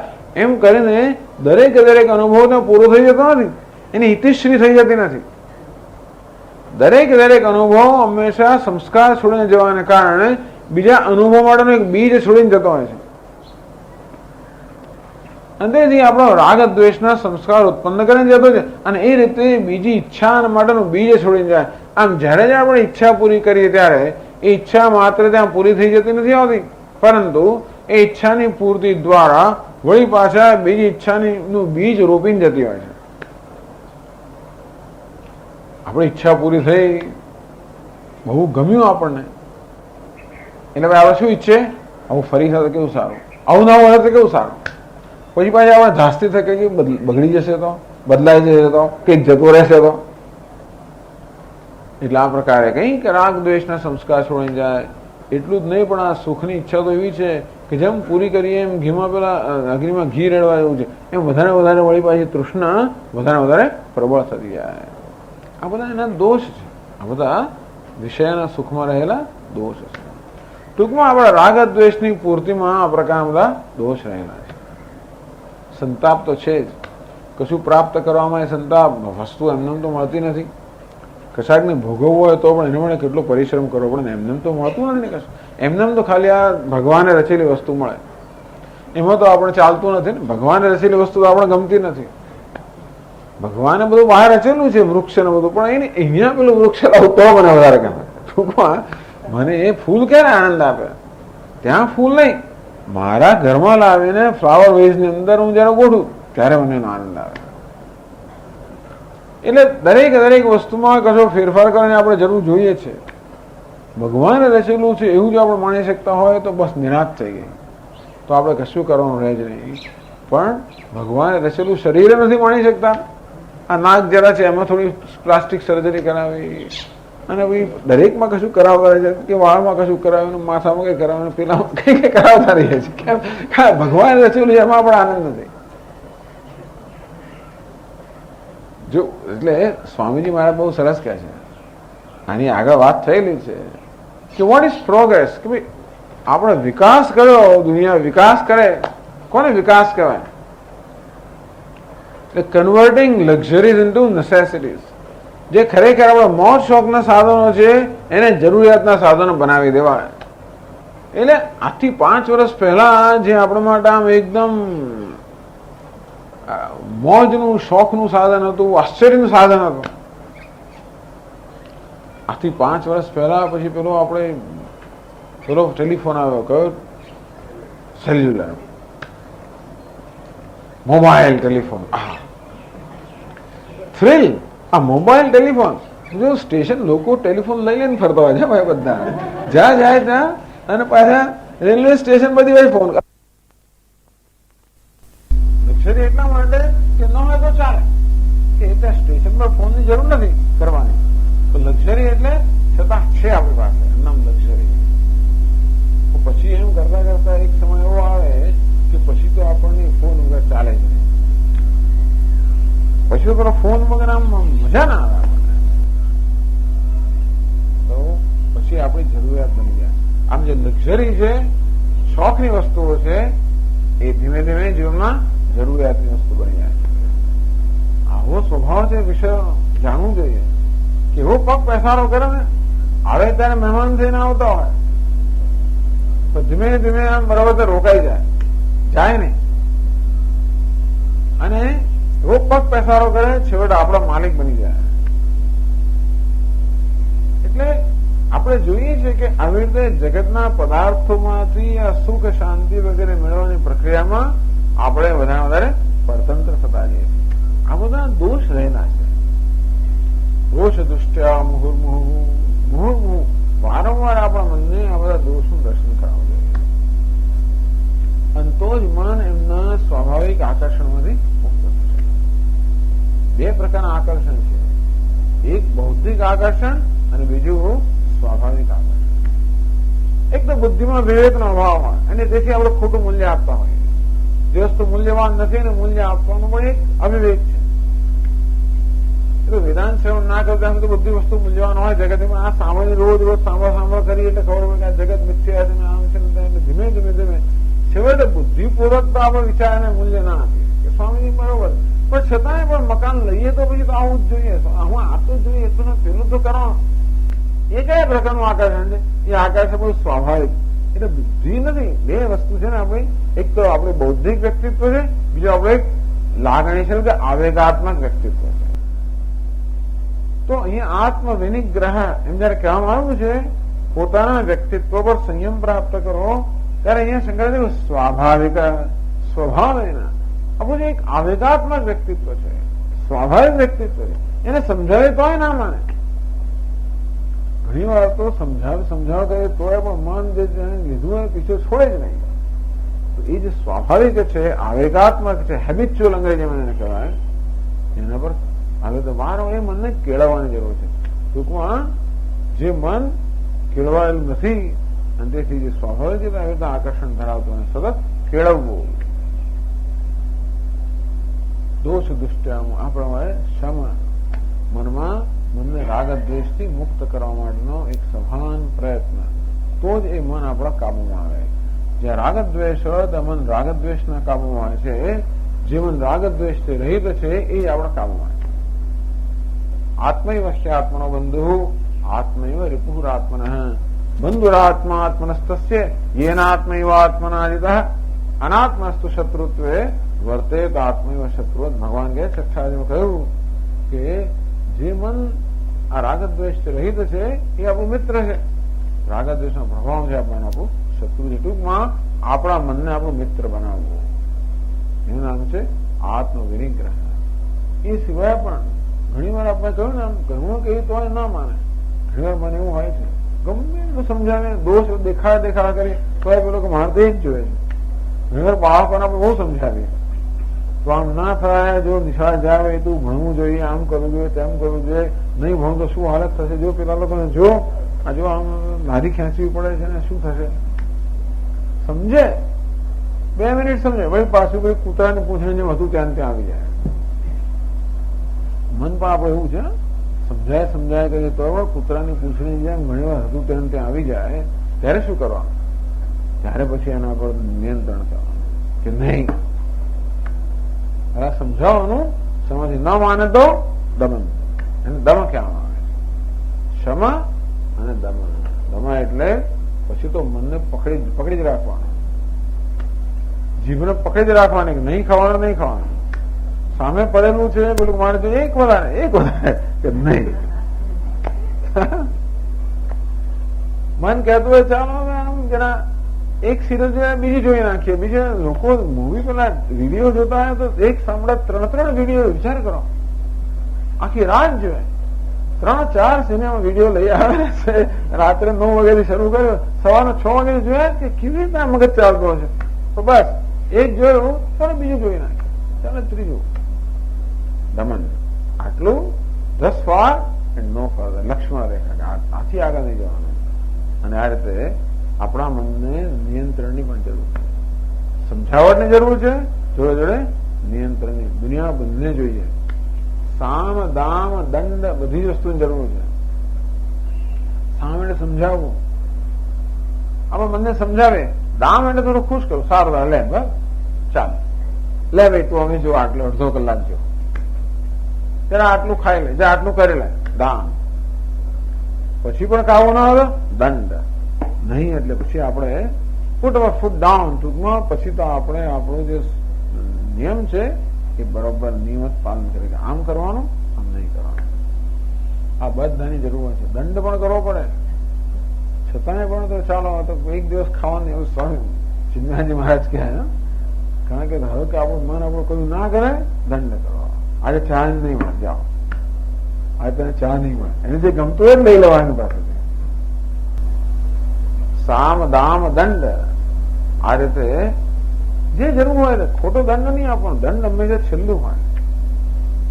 સામ સમજાવ્યું, થોડુંક દામ આપીને થોડી લાલચ પણ આપી, અને છતાંય ના માને તો પછી છેવટે દંડનો આપણે આશ્રય લેવો પડે, દમનનો આશ્રય લેવો પડે. આ રીતે શમ દમ આત્મ વિનિગ્રહ. ભગવાન કહે છે કે જ્ઞાનના માર્ગમાં આત્મ વિનિગ્રહ, આત્મા પર અર્થાત આપણા કાર્યકરણ સંઘાત પર, શરીર મન બુદ્ધિના સંઘાત પર વિનિગ્રહ, એનો સંયમ બહુ જ આવશ્યક છે. અને જો નહીં કરીએ તો એની સ્વાભાવિક પ્રવૃત્તિ બહિર્મુખ હોવાને કારણે મોક્ષથી પ્રતિકૂળ હોય છે. અંતેથી જે કોઈ મોક્ષની પ્રતિકૂળ પ્રવૃત્તિ હોય એને મોક્ષ અનુકૂળ માર્ગે વાળવી એ પ્રકારનો એક સતત સભાન પ્રયત્ન. એટલે વેદાંતના સાધકને કોઈ સમય હોતો નથી. ભલે ગમે તે કામ થતું પણ આ તો પ્રવૃત્તિ થયા જ કરતી હોય. બહાર કદાચ એ લોકો જપ કરતા દેખાય કે ઉપવાસ કરવાનું દેખાય તોય પણ મનમાં તો આ ચાલ્યા જ કરતું હોય. અમાનિત્વ મદમવિત્વ સતત આપણું વૃત્તિનું નિરીક્ષણ થયા કરતું હોય. એ વૃત્તિને જોડે જોડે પછી એનું વિશ્લેષણ થયા કરે. હા, માનિત્વ જન્મ્યું, આ દંભિત્વ છે, આ રાગ છે, આ દ્વેષ છે, આ પેલું છે. તરત નિરીક્ષણ એનું નિવારણ કરવું જાય. આ પ્રકારની સતત પ્રવૃત્તિ ચાલે. આ એવું નથી કે 5-10 મિનિટ કરવું એટલે ચાલે દિવસમાં. આ તો સતત થવું જોઈએ. Full time job. અત્યારે એક બાળક જન્મ્યું ઉછેરવું એટલે 24 કલાકનું કામ છે. એક બાળકને ઉછેરવું આજે નહીં, હંમેશા 24 કલાકનું કામ હોય છે ને. આપણું મન બાળક જેવું જ છે. 24 કલાક માંગે છે આપણી પાસે. પૂરેપૂરું આપણું ધ્યાન માંગી લે તો આત્મવિનિગ્રહ પછી ઇન્દ્રિયાર્થેષુ વૈરાગ્યમ અનહંકાર આ પ્રકાર ભગવાનની ચર્ચા ચાલુ રાખે છે. ફરી આવતા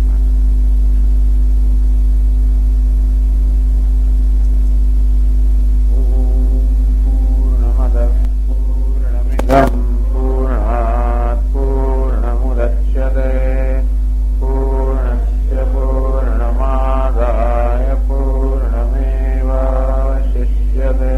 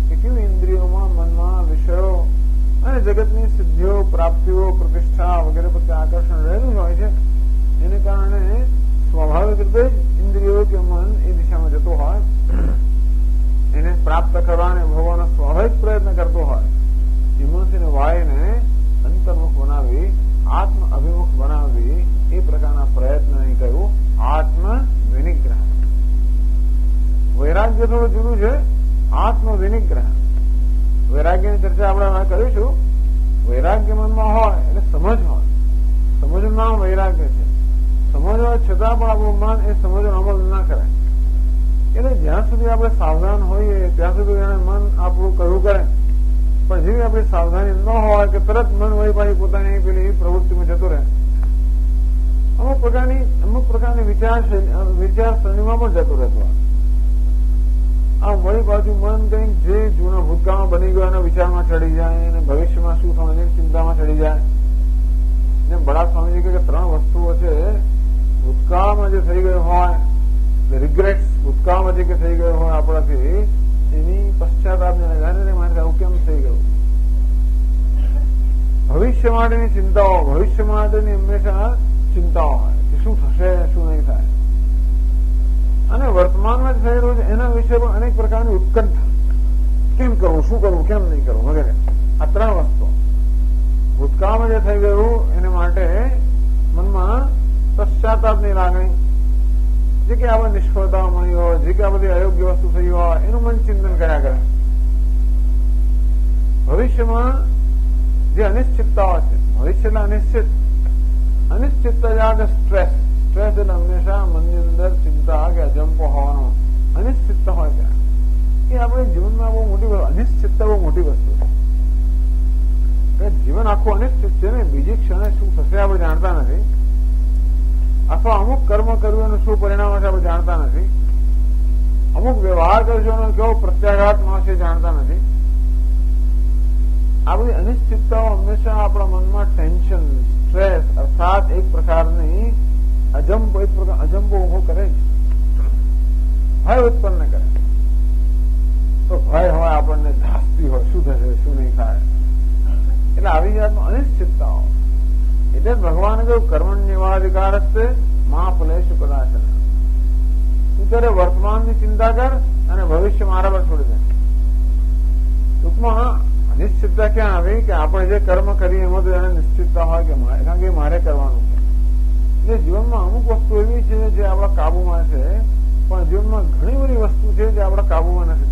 દરેક પરિસ્થિતિમાં એક અંશ એવો હોય જે આપણા કાબુમાં હોય, બીજો અંશ એવો હોય જે આપણા કાબુમાં ના હોય.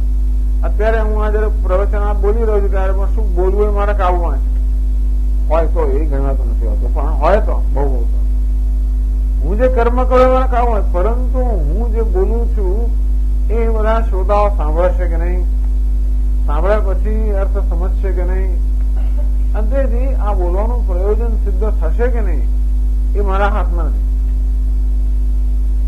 આમ દરેક પરિસ્થિતિમાં એવું કંઈક હોય છે જે આપણા હાથમાં હોય અને એવું કંઈક હોય કે ઘણું હોય જે આપણા હાથમાં ન હોય. આપણા હાથમાં જે હોય એના વિશે તો જાણે આપણા મનમાં ધડપત હોય, પણ જે આપણા હાથમાં નથી એ વસ્તુ છે હંમેશા મનમાં અજંપો રહ્યા કરે, ચિંતા રહ્યા કરે કે શું થશે, શું નહીં થાય. એટલે ભગવાને કહ્યું કર્મણ્યવાધિકાર છે, તારા હાથમાં જે છે એ છે કર્મ, એની જવાબદારી તું લે. ટૂંકમાં કર્મ કરવું એમાં તારી સ્વતંત્રતા, એના પર તારો કાબુ છે, એ તારા હાથમાં છે. શું કરવું, શું ના કરવું, કેમ કરવું, ક્યારે કરવું, કેવી રીતે કરવું. કર્મણ્યવાધિકાર અધિકાર છે કે એની તારે જવાબદારી લેવી જોઈએ. એ જવાબદારી તું લે કે હું જે કર્મ કરું યોગ્ય કરું, ધર્મના પર આધારિત કરું, મારા ગૌરવને છાજે રીતે કરું, હું જે કઈ કરું એ આ રીતે કરું. એનું નામ જવાબદારી. એ ભગવાન કહે છે કે તું લે. પરંતુ એવું કરવાને કારણે પરિણામે શું ફળ મળશે જે આપણા હાથમાં નથી, જેનો આપણે નિશ્ચય કરી શકતા નથી. ભગવાન કહે કે મારા પર છોડશે. મહાફલેશુ કદાચન. ફળનો નિશ્ચય કરવો એ તારા હાથમાં ન હોવાને કારણે ભગવાન કહે નિશ્ચય હું કરું છું માટે એ મને છોડે. છોડીને અર્થ એ થયો એના વિશે અજંપો સેવીશ નહીં. એવું કેવું બને અજંપો ન સગવો, પણ મને શું ખબર સ્વામીજી કે આ કર્યું એનું આ શું પરિણામ આવશે, આ રોક્યા છે પૈસા, ધંધો શરૂ કર્યો તો શું થશે, આ નવું ઘર બંધાવવાનું શરૂ કર્યું છે પણ ક્યારે થશે, કેવું થશે, કેટલા પૈસા થશે, શું નહીં થાય. કોઈ પણ કામ આપણે શરૂ કરી ગયા એટલે ભગવાન કહે એ વસ્તુ મારા પર છોડી દેવાનો છે કે તું કર્મ કર અને શું પરિણામ હશે એનો નિર્ણય હું લઈશ. એનો અર્થ એ કે હું જે નિર્ણય લઉં એ તો સ્વીકારે. એનો અર્થ એવો ટૂંકમાં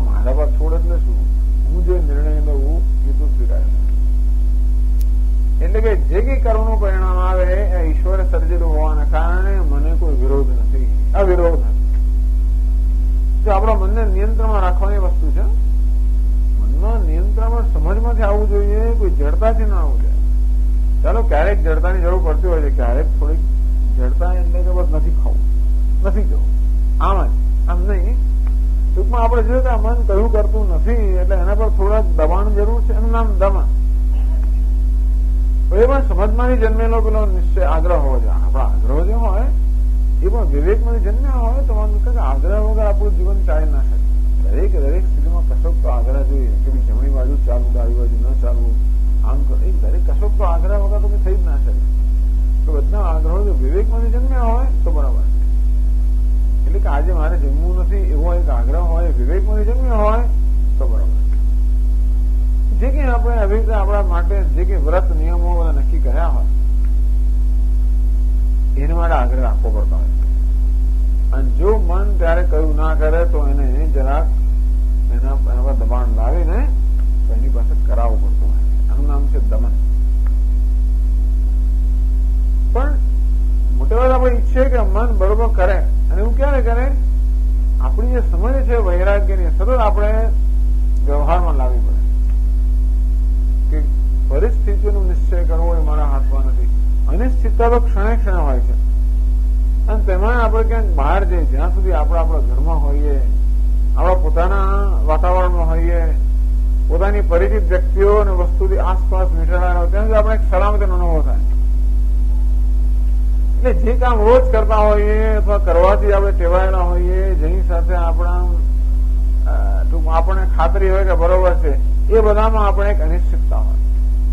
એટલે રોજ સવારમાં ઉઠીને કે ચિંતા નથી કે મને ચા મળશે કે નહીં મળે, શું થશે, મને ખબર છે કે આપણું ગોઠવાયેલું છે બધું. અરે આજે રસોઈ કેમ કરતા, આ કેમ બનાવે છે, એવું નથી. કારણ કે જાણીએ છે કે ભાઈ રોજ બનાવવાની છે ને આપણે કરીએ છીએ. એટલું જ નહીં, પણ હું જે બનાવું છું ઘરના લોકોને સ્વીકારીએ પણ એટલે પછી કોઈ મહેમાન આવે તો ચિંતા થાય કે દાળ કેવી બનાવી, કેમ કરવું, શું કરવું, કેવું થશે, કેવું નહીં થાય. ઘરના લોકોમાં એટલા ચિંતા કે રોજનું છે અને જાણીએ છીએ કે ભાઈ આ સ્વીકાર્ય છે. એમાં કકડાટ થતો તો રોજ ચિંતા થાય કે આજે શું થશે, એમાં થાય ઘણી આજે મીઠું વધારે પડ્યું, વધુ ધારો કોઈ કચકચ કરનારું જ હોય તો એમાં ચિંતા કરે. પણ ટૂંકમાં એટલા જ માટે દરેક જણ પોતાની આસપાસ એક પ્રકારની પોતાને અનુકૂળ રચના કરતું હોય છે. તો આપણને ધડપત હોય, નિરાશ હોય, તો આપણને ચિંતા કે ટેન્શન ના હોય. એમાં પછી ફેરફાર થાય, પછી બહારગામ જવાનું આવે, નોકરી બદલાય, પછી ટ્રાન્સફર થાય, અને નવી જગ્યાએ જવાનું થાય, નવા ઘરમાં રહેવાનું થાય, નવા લોકો પાછા આવે, એમની સાથે એડજસ્ટ થવાનું હોય, નવું કામ આવે. અરે કામમાં પણ બેંકમાં નોકરી કરતા ટેબલ બદલ્યું, નવું કામ આવ્યું, હવે બધું ટેન્શન થાય કે શું થશે, શું નહીં થાય, નવા લોકો આવશે, નવો સાહેબ આવશે, નવા ફલાણા આવશે. ટૂંકમાં જયારે પણ ચેન્જ અથવા કોઈ પ્રકારનું પરિવર્તન જયારે આવે ત્યારે આપણા મનમાં ટેન્શન થવાનું. એટલા માટે ત્યારે ભગવાન કહે છે કે કારણ કે એ તું એનો નિશ્ચય કરતો નથી, અને માટે જે નિશ્ચય હું કરું એ તું સ્વીકારે. એટલે આ જીવનની સમજમાંથી, આ વિવેકમાંથી વૈરાગ્ય વગેરે જન્મતું હોય. એટલે આપણા મનનું નિયંત્રણ કરવાની પણ, એટલે મનમાં ચિંતાઓ વગેરે થતી હોય ને શું કરવાનું? મનમાં ક્રોધ વગેરે બહુ આવતો હોય છે આપણને, શું કરવાનું? ભૂતકાળની અંદર પણ લોકોએ આપણે અમુક જાત જાતનું વર્તન કર્યું, એનું ઘણું બધું આપણા મનમાં બધું સંગ્રહાઈ રહેલું હોય છે. એની પણ ઘણી વાર ક્રોધ આવતો હોય છે. ચાલો ભૂતકાળ જે થઈ ગયું થઈ ગયું, ઈશ્વરે કર્યું છે સાચું. ઈશ્વર આવું કેમ કરે? ઈશ્વર છે, સર્વજ્ઞ છે, અને એવું હોવાને કારણે એ બધાની પાસે કઈ હેતુ હોવો જોઈએ. શું હેતુ હોય? આપણો ઘડાવાનો હેતુ હોય.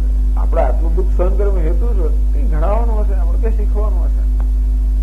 એમ કરીને જે વસ્તુ આપણે સમજ ના પડે એમાં ભગવાનને શંકાનો લાભ આપવો. કારણ બે છે, એક તો હું છું અને બે ઈશ્વર છે.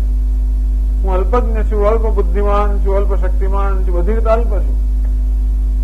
અને સામાન્ય રીતે બધી વસ્તુનો નિર્ણય મારી બુદ્ધિથી કરતો હોઉં તો મારી બુદ્ધિમાં જે અલ્પ સમજ છે એ પરથી બધી વસ્તુનો નિર્ણય કરતો બરોબર છે ને બરોબર નથી, આમ છે ને આમ નહીં, એમ કરીને વાંધો ન આવતો, પણ એને કારણે બહુ દુઃખી થયું. કારણ કે એને એ નિર્ણયથી ઘણી વાર બનતું હોય કે વસ્તુ મારી ઈચ્છા પ્રમાણે નથી થતી, ના બરોબર નથી ને, એને કારણે બહુ ટેન્શન કે બહુ દુઃખ થતું હોય. ત્યારે ભગવાન કહે છે કે એ બધા નિર્ણય માટે તું મને પ્રમાણ તરીકે સ્વીકાર, મને શંકાનો લાભ આપ. સર્વજ્ઞ છે એટલે સર્વજ્ઞ કરી રહ્યો છે ને બધું. આપણે તો અલ્પજ્ઞ છીએ. અલ્પજ્ઞ નો અર્થ એ કે આપણી બુદ્ધિ પ્રમાણે કરીએ, આપણે ખબર પણ નથી કે કઈ વસ્તુ આપણા હિતમાં છે ને કઈ વસ્તુ આપણા હિતમાં નથી. એ તો આપણે અલ્પ બુદ્ધિથી માનીએ છીએ કે આમ થાય તો બધું બરોબર કહેવાય, સારું કહેવાય, પણ આપણે ખબર નથી ભવિષ્યમાં એ વસ્તુને કઈ જાતનો પ્રભાવ પડશે એ આપણે ખબર નથી. સર્વજ્ઞ પણ નહીં કહેવાય. દરેક ઘટનાનો બધા કાળની અંદર બધી સ્થિતિમાં કયા પ્રકારની અસર થશે એ વિચાર કરીને કરનાર હોય ને, એટલે ઈશ્વર સર્વજ્ઞ છે. માટે જેટલે અંશે આપણે આપણો સંકલ્પ ઈશ્વરને સમર્પિત કરીએ, અર્થાત જેટલે અંશે ઈશ્વરના નિર્ણયને જીવનમાં સ્વીકારે, અવિરોધ, નોન રેઝિસ્ટન્ટ, ઈશ્વર સાથે અવિરોધ, તો આપણું મનમાં નિરાશા. આ મન પર કાબુ એટલે મનને વિરોધ કરવાની ટેવ પડી ગઈ. આ એક મનનો સ્વભાવ છે. પોતાની ઈચ્છા પ્રમાણે ન થાય, પોતાના આગ્રહ પ્રમાણે ન થાય એટલે તરત વિરોધ કરે, તરત જ એને તિરસ્કૃત કરી નાખે. તો સ્વામી દયાનંદ મહારાજ કહ્યું એ પણ એક જીવનની વાસ્તવિકતા છે કે વસ્તુ આપણી ઈચ્છા પ્રમાણે ન થાય એ પણ એક વાસ્તવિકતા છે. જેનો માન અપમાન હોય વાસ્તવિકતા છે. આ માટે એ વાસ્તવિકતાઓ ઈશ્વર સર્જી લેવાના કારણે એમને પણ સ્વીકારી લેવી. આ રીતે આપણે પરિસ્થિતિ પ્રત્યે અનેક પ્રકારના જે રિએક્શન પ્રત્યાઘાત બતાવતા હોઈએ છીએ એમાં ધીમે ધીમે આપણું મન મુક્ત થાય. તો આમ સમજથી આપણા મનને કાબુમાં લાવવાનો. મનમાં જે બધી ટેવો પડી ગઈ છે ને, કઈ હતી ટેવો પડી? અમુક પ્રકારની વિચારવાની ટેવ પડી ગઈ છે, અમુક રીતે નિર્ણય લેવાની ટેવ પડી ગઈ છે, અમુક પ્રકારના પ્રત્યાઘાતો પર ટેવ પડી ગઈ છે. એવું વિચારતા નથી. ભૂતકાળમાં જે અનુભવ થયા અને ભૂતકાળના જે નિર્ણય આપણા મનમાં થયા એ એવા અંદર બરોબર બંધાઈ ગયેલા છે કે હવે વર્તમાનમાં કોઈ પ્રકારના વિચાર વગર આપોઆપ જ અમુક પ્રકારનો પ્રત્યાઘાત જન્મે છે. એ લોકો ખબર હોય છે જો આને ગુસ્સે કરવો છે, લોકો ખબર છે અને ગુસ્સે કરવો છે, અમુક વાત કાઢી જે પેલાનો પિત્તો ગયો, જેને ખુશ કરવો છે. સાંભળ્યા છે લોકો આપણને આવું કરતા હોય છે. લોકો જાણે કે કઈ વસ્તુ નથી ગમતી, શું ગમે છે, કેવી રીતે. ટૂંકમાં આપણે આવી રીતે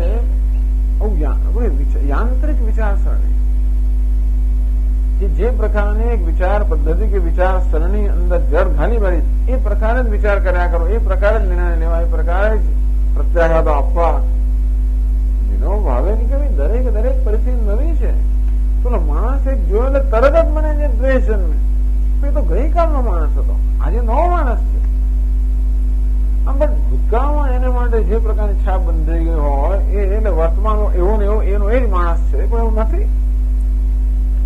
ટૂંકમાં સાવધાની કોને કહેવાય કે દરેક પરિસ્થિતિ નવી છે એ પ્રકારે આપણે એનું આલોચન કરીને નિર્ણય લઈએ.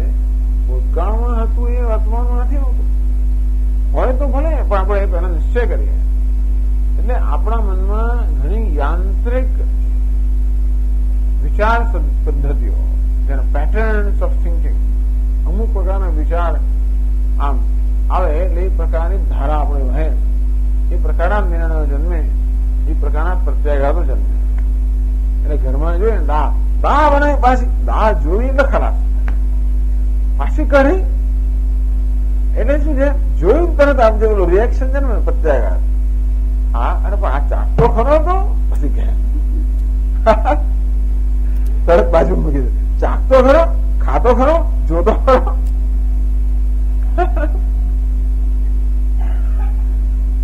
એટલે એનું કેવું અંદર આમ બંધાઈ ગયેલો છે એ પ્રમાણે જ વર્તન થતું હોય. એનો અર્થ એ થયો, સ્વામી દયાનંદ મહારાજ બહુ સરસ કહે કે આપણે ઘરે આવીએ એટલે કૂતરો પાળ્યો હોય અને સાંજે આપણે ઘરે આવીએ અને કૂતરો પૂંછડી પટપડતો કેવું સરસ લાગે એમ. કૂતરો નાચતો હોય, કૂદતો હોય, પૂંછડી પટપડ હોય. પણ આપણે ઘરે આવીએ અને પૂંછડી કૂતરાને પટપટાવે તો કેવું લાગે? એવી રીતે એટલે સમજાવે છે સ્વતંત્ર કર્તા.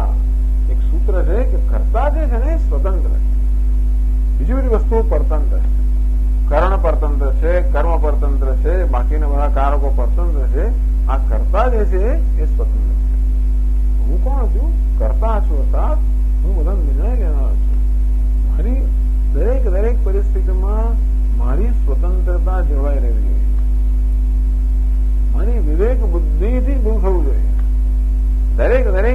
જીવનમાં મારી વિવેક બુદ્ધિ નિર્ણય લે કે આ યોગ્ય છે કે ના, પછી કદાચ ભૂલ કરીને વાત છે, એનો વાંધો નથી. આપણે કદાચ લાંબો વિચાર કરીને પણ કદાચ ભૂલ કરી તો પણ મને ખબર છે કે મેં કેમ કર્યું અને આ પરિણામ પરથી આપણે ખબર પડે કે આ બરોબર ન થયું, બીજી વાર સુધારી. પણ યાંત્રિક જયારે વર્તન કર્યું હોય ત્યારે તો પછી આપણે સુધારી શકીએ જ નહીં ને. આપણે ઈરાદાપૂર્વકનું વર્તન કર્યું હોય તો આપણે પરિણામ પછી નક્કી કરીએ કે જે મારી સમજ હતી બરોબર ન થઈ તો સમજમાં સુધારો થાય. પણ યાંત્રિક રીતે આપણે વર્તન કરતા હોઈએ તો સુધારો થવાની કોઈ શક્યતા નથી. એટલે આપણે જીવનમાં શીખી શકતા નથી, આપણી જીવનમાં ઉન્નતિ થતી નથી. પણ આગળ વધાયા કે નહીં, આગળ વધારવું કોને કહેવાય? જેટલે અંશે આપણા પોતાના વ્યક્તિત્વ પર આપણું પ્રભુત્વ જન્મ્યું હોય. સ્વામી દયાનંદ મહારાજ ભાષણ together, person is together. Together એટલે શું? એક આંતરિક સંવાદિતા છે. મારું લાગણીશીલ વ્યક્તિત્વ, મારું બૌદ્ધિક વ્યક્તિત્વ, મારું ભોગ ઉપભોગ કરનારું વ્યક્તિત્વ, આપણા વ્યક્તિત્વ છે. એક ભોગી અંદર છે, એક યોગી પણ છે અને એક પછી પેલો વિચારક પણ છે. બધા અંદર છે ને. વિચારક એક પ્રમાણે વિચારતો હોય અને પછી પેલો કરનારો બીજા પ્રમાણે કરતો હોય અને ભોગવનારો ત્રીજા પ્રમાણે ભોગ, તો અંદર બહુ યુદ્ધ ચાલે. એટલે આપણા વ્યક્તિત્વમાં બધી સંવાદિતા જોઈએ એ નથી હોતી. આ બધામાં સંવાદિતા હોય એટલે બુદ્ધિથી જે વિચાર થતો હોય એને લાગણીશીલ મન અનુસરણ કરતો હોય અને ક્રિયાશીલ ઇન્દ્રિયો પણ એનું અનુસરણ કરતી હોય. આવું એક સરસ પેલો રથ બરોબર ચાલતો હોય. ઇન્દ્રિયો કે ઘોડાઓ લગામની જે પ્રકારે એને સૂચના આપવામાં આવે એ પ્રમાણે ઘોડાઓ ચાલે. આ લગામ પણ કેવી હોય? સારથી જે પ્રમાણે લગામ જે પ્રમાણે સંકેત આપે એ પ્રકારે જાય. આમ તો સામાન્ય રીતે લગામ જે હોય ને, લગામ તો બિચારી જડ હોય એટલે સારથી જેમ ખેંચે એમ જ ખેંચાય. ધારો કે લગામમાં ચેતનતા હોત તો વિચાર કરો, રથ ચાલી રહ્યો છે, સારથી ચેતન છે, લગામ પણ ચેતન છે અને ઘોડા ચેતન છે. સારથીમાં ગમે તેટલી સમજો કે લગામ ને કહે કે લગામ ઘોડાના આ પ્રકારે સૂચના આપ. લગામ કે મારે જેમ આપવું હશે ધારો. એવી રીતે બુદ્ધિમાં બહુ વિવેક હોય. મનને કે મન તો આ પ્રકારે સૂચના આપ ઇન્દ્રિયોને, પણ મનની લાગણીઓ પ્રમાણે સૂચના આપે. આ લગામ સૂચના આપે ભાઈ ઘોડા કે અમારે જ્યાં જવું છે ત્યાં જઈશું ધારો. તેમ મન આપણી ઇન્દ્રિયોને સૂચના આપે છતાં ઇન્દ્રિયોની અંદર જે પ્રકારના સંસ્કાર કે જે પ્રકારની વાસનાઓ કે ટેવો પડી ગયેલી છે એ પ્રકારે ઇન્દ્રિયો વર્તન કરતું. હું મૂકી જ દીધું. મને આજે નક્કી કર્યું, મને કહ્યું કે આજે નથી જમવાનું, આજ તો ઉપવાસ કરવાનો છે, પણ ફટાક કરવું મુકાઈ ગયો. પછી ખ્યાલ શું આ તો નાસ્તો કરાવી ખ્યાલ આવે તો એક વાર જમવાનું. નાસ્તો એ નહીં, એક ટુકડો મોઢા મુકાઈ ગયો પછી ખ્યાલ આવે. બસ આખો દિવસ ઉપવાસ, પછી તો કાં તો એક વાર તોડી નાખ્યો પછી આખો દિવસ ઉપવાસ થઈ જાય. કેવું થતું હોય છે? પેલી ભોગ વૃત્તિ જે હોય છે એવી એકદમ એ પણ એક યાંત્રિકતા આવી ગઈ છે મને. એમ જ થઈ જાય. જોયું એટલે મોં મુકાઈ જ જાય. આમ સામે પેલા મત ફળી ગયો એટલે મોં આમ વિચાર કરવાનો હોય જ નહીં. ઘણા લોકો મેં જોયા છે કે ખબર પણ ના હોય એનું વર્તન કેવું હોય. આમ છાપું જોવે ને એટલે લઈને વાંચવા જ મળે. હવે કોઈના ઘરે જ છે આપણે. મેં તો ઘણી વાર લોકો જોયા છે કે પેલો એના હાથમાં લઈ લે.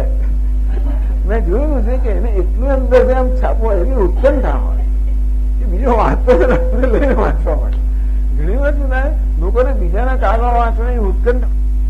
કોઈને યાર કોઈનો આપડે કોઈને ઘરે બેઠા હોય ને પેલો કાગળ એના તો ના વાંચવાનું એટલે તારો કાગળ છે પેલો કાગળ. એટલી ઉત્કંઠા અંદર કામ એને ખબર પણ ના આપણે બહુ કરી રહ્યો છું. એટલે ઘણું આપણું વર્તન એવું થતું હોય છે કે આપણે ખબર પણ નથી કે આપણે વર્તન કરીએ છીએ. બોલો આટલા વર્ષ સુધી સ્કૂલમાં ગયો, 12 વર્ષ સુધી બદલાઈ ગઈ સ્કૂલ, કોલેજમાં જવાનું શરૂ થયું. એને ખબર પણ સ્કૂલમાં ગયો પછી ખબર કે હવે મને અહીં નથી આવવાનું તો કોલેજમાં જવાનું. રોજની ટેવ પહોંચી જ ગયો ત્યાં આગળ. આવી જાતની બધી મનમાં ટેવો પડી ગઈ છે. માત્ર કરવાની જ નહીં, વિચારવાની. કરવાની ખાલી એક તો યાંત્રિકતા હોય છે કરવામાં, પણ વિચારવામાં યાંત્રિકતા હોય. ટૂંકમાં અમુક માણસે જો તો પ્રત્યેગાત જન્મે, અમુક સ્થિતિ આવી અમુક પ્રત્યાઘાત જન્મે, અમુક વસ્તુ થયું અમુક પ્રકારના પ્રત્યાઘાત જન્મે. પ્રાઇમ મિનિસ્ટર આમ ગયું તરત એને પ્રત્યાઘાત જન્મે. પેલા ટૂંકમાં અંદર આ પ્રકારની જે વાસનાઓ સંસ્કારો ભર્યા છે એ આપણા વિચારોનું નિયંત્રણ કરતા હોય છે. આપણે વિવેક બુદ્ધિ આપણા વિચારોનું નિયંત્રણ ન કરતી હોય, પરંતુ આપણી વાસનાઓ કે અંદર ભરેલા બધા સંસ્કારો આપણા વિચારોનું નિયંત્રણ કરતા હોય.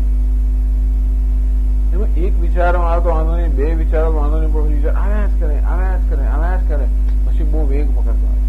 છાયો તો વિષયાન પુંસ સંગસ્તે શું બુજાય છે, એક ને એક વિચાર પછી દોહરાયા કરે ને, પછી તો એવું એ વેગ પકડતો હોય ને એવું બળ પકડે કે આપણને પછાડી મૂકે, પછી તો આપણે વિવેક બુદ્ધિ કામ ના કરે. એટલે ટૂંકમાં સાવધાની, બધા સ્તરે સાવધાની. જે આપણે કર્મ એટલે કહ્યું ને, યુક્ત આહાર વિહારસ્ય યુક્ત ચેષ્ટસ્ય કર્મસુ યુક્ત સ્વપ્નાવોધસ્ય યોગો ભવતિ દુઃખ. આહાર વિહારમાં પણ પ્રમાણ, કેટલું ભોજન કરી છે પ્રમાણ, વિહાર શું ચાલીએ છે પ્રમાણ. પછી ફરવા નીકળી ગયો, ક્યાંનું ક્યાંય નીકળ્યું ખબર ના પડે, ક્યાં ક્લાસમાં જવાનું ભૂલી ગયો, એક સામે જમવાનું ભૂલી ગયો. વિચાર આવું બને, જમવાનું ભૂલી જવાય, પણ એક જણમાં એ સામે જમવાનું ભૂલી ગયો, એવું કેવું થાય? પણ એવું થાય એમાં રોજની એક પ્રકારની પદ્ધતિ હોય કે ભાઈ ઓફિસ નું જમી લેતો હોઉં, પણ આજે ઓફિસ પછી દુકાને કંઈક લેવા જવાનું, ઘરેથી ફોન આવે કે ભાઈ આજે ફલાણું લઈને આવજો, એટલે પેલો લેવા ગયો. ત્યાંથી પછી યાદ આવ્યું કે આજે તો હું ફલાણી જગ્યાએ જવાનું હતું, પેલું દીધું, સીધો ઘેર જવાનો કે ત્યાં જતો રહ્યો. પછી 8 વાગે એવી કકડીની ભૂખ લાગી, ત્યારે ખબર હોય તો હું જમ્યો જ નથી. કેવી મજા છે ને, એટલે આવું ખરું થતું હોય છે. એટલે આપણે આ મનની પણ બધી જોવા, એની પણ એક શું કહેવાય, મનનો ખેલ પણ જોવા જેવો છે. એટલે આપણા સ્વામી દયાનંદ મહારાજ કહે કે આ મનનો ખેલ તો એવો હોય છે કે બહાર ખેલ જોવાની જરૂર જ ના પડે, બહાર નાટક જોવાની જરૂર જ નથી. આ મનમાં જેવા એવા ખેલ ચાલી રહ્યા છે આપણે જોઈએ, આપણે એનો આનંદ ક્યારે માણી શકીએ? એના જેવા તટસ્થ બનીએ તો. એ પણ એક મહત્વની વસ્તુ છે કે એ મનની વૃત્તિઓ સાથે આપણે તાદાત્મ્ય તદાકાર બની જઈએ તો પછી એની સાથે આપણે ઘસરાઈ જઈએ. પણ મનની વૃત્તિઓ હોય, અરે હું તો કોઈ અમુક પ્રકારનું વર્તન પણ થઈ ગયું ગમે તે હોય, આપણે એનાથી અંતર ઉત્પન્ન કરીએ, એમાં અહમ ભાવમાંથી મુક્ત થઈએ, નિષ્પક્ષપણે આપણે જોઈએ, તો પછી એનું આપણે આલોચન કરી શકીએ, એમાં જે સમજોને સમજી શકીએ અને એમાં સુધારો પણ કરી શકીએ. એટલે આ બધી તો ટૂંકમાં મનની ચર્ચા તો આખી ગીતામાં આવ્યા જ કરતી હોય છે. તો ભગવાન કહે છે આત્મવિનિગ્રહ. આ રીતે આત્મા એટલે કે પોતાના વ્યક્તિત્વનો વિનિગ્રહ અર્થાત પોતાના નિયંત્રણમાં હોવું જોઈએ. માત્ર સમજ પૂરતી નથી, પરંતુ એ સમજ આપણા વ્યવહારમાં આવે. એનું નામ છે આત્મવિનિગ્રહ. આત્મા પર, આપણા મન બુદ્ધિ ઇન્દ્રિયો પર વિનિગ્રહ, કાબુ. એનો અર્થ છે કે જે પ્રકારે આપણી સમજ છે એ સમજ વ્યવહારમાં, કદાચ આપણી સમજ ખોટી હોય તો વ્યવહાર ખોટો હોય, જુદી વાત છે. પણ સમજ સાચી હોય અને છતાં વ્યવહાર ખોટો હોય, એવું ઘણી વાર બનતું હોય છે ને, એ બરોબર. અત્યારે છે સમજ એક સ્તરે છે, બુદ્ધિમાં છે, વ્યવહાર કરનારું ઓલું મન છે. એટલે મન અને બુદ્ધિમાં જયારે એક સુમેળ હોય, મન જયારે બુદ્ધિને અનુકૂળ બને, અને બુદ્ધિમાં જે પ્રકારનો વિવેક છે એ પ્રકારનું વર્તન મન કરે, એ પ્રકારને એની લાગણીઓ ધીમે ધીમે બુદ્ધિની સમજ પ્રમાણે લાગણીમાં પણ પરિવર્તન થાય. એ પણ છે ને, લાગણીના અનેક પ્રકાર રાગ દ્વેષ, એ રાગ દ્વેષ પણ ધીમે ધીમે બુદ્ધિની સમજ પ્રમાણે બદલાય અને સમજ પ્રમાણે આપણા કાર્યમાં અભિવ્યક્ત થાય. આ રીતે બુદ્ધિમાં જે વિવેક કે સમજ છે એને વ્યવહારમાં વ્યાવહારિક બનાવવી, અર્થાત બુદ્ધિની સમજ મન અને ઇન્દ્રિયના સ્તર પર પણ વ્યાપી જાય. અને આ રીતે આપણું મન અને આપણી ઇન્દ્રિયો પણ બુદ્ધિને અનુકૂળ બને. એમ કરીને આપણા જીવનમાં એક સભાનતા હોય, સજાગતા હોય, યાંત્રિકતા ન હોય, વિચાર લાગણીની પણ યાંત્રિકતા ન હોય કે કર્મની પણ યાંત્રિકતા ન હોય. કર્મ ઇન્દ્રિયોના સ્તરે યાંત્રિકતા એમને યાંત્રિક થઈ જાય, અથવા મનના સ્તરે યાંત્રિકતા એમનો વિચારી જાય, અમુક પ્રકારનો વિચાર આવી જ જાય. એ બધામાં બુદ્ધિનો વિવેક છે, એ બુદ્ધિનો વિવેક આ બધાનો માર્ગદર્શક બને. એનું નામ છે આત્મ વિનિગ્રહ. ટૂંકમાં આપણો જીવન રથ, જેમાં શરીર રથ છે, ઇન્દ્રિયો ઘોડાઓ છે, આપણું મન લગામ છે અને બુદ્ધિ સારથી છે. એ સારથી, લગામ, ઘોડાઓ આ બધામાં કેવું હોય તો કે એક સુમેળ હોય. એટલે સારથી કહે તે પ્રમાણે લગામ કરે, એ પ્રમાણે લગામ ઘોડાઓને સૂચના આપે અને સૂચના પ્રમાણે ઘોડાઓ સૂચનાનું અનુસરણ કરે. અંતે રીતે બુદ્ધિમાં જે વિવેક હોય એ જ એ પ્રકારે એનું અનુસરણ મન કરે અને એ પ્રકારે ઇન્દ્રિયોને આદેશ આપે અને ઇન્દ્રિયો એ આદેશનું એ પ્રકાર અનુસરણ કરે. આ પ્રકારની આંતરિક સંવાદિતા આત્મ વિનિગ્રહ. આ ન હોય તો બહુ કામ નથી લાગતું, બહુ સમજ હોય કામ નથી લાગતું. એટલે આ મહત્વની વસ્તુ છે આત્મ વિનિગ્રહ. એ ખરું, આ હોય તોય પૂરતું નથી, બુદ્ધિમાં સમજ તો જરૂરી છે જ. એટલા માટે શાસ્ત્રનું શ્રવણ તો જરૂરી છે જ. પણ શાસ્ત્રના શ્રવણ સમજ પ્રાપ્ત થાય. પછી સમજને આપણે વ્યવહારમાં આપણે યોગ જોઈએ. આ યોગ ને અંતર્ગત વસ્તુઓ છે. માત્ર આસન પ્રાણાયામ કરવા એટલે યોગ એવું નથી, પણ આ પ્રકારે મનની બધી વૃત્તિઓનું ધીમે ધીમે નિયંત્રણ થાય. જેમ વૃત્તિઓના મનમાં ઉદ્ભવ થાય તેમ તેમ સમજથી એનું નિયંત્રણ થતું જાય. આ પ્રક્રિયાને યોગ કહે છે. એટલે જ્ઞાન પણ જોઈએ, યોગ પણ જોઈએ, ભક્તિ પણ જોઈએ, બધું જ જોઈએ. યોગની વાત કરીએ ભગવાને તો આત્મ વિનિગ્રહ બહુ મોટી વસ્તુ છે.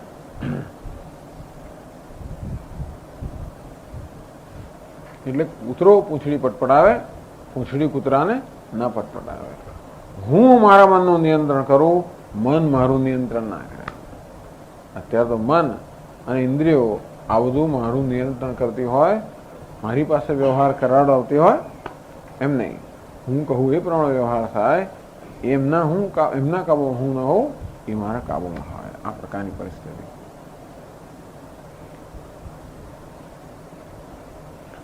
પછી આગળ કહે છે ઇન્દ્રિયાર્થેષુ વૈરાગ્યમ. હવે એક શ્લોક પૂરો થયો, 7મો શ્લોક પૂરો થયો. 318મું પાનું.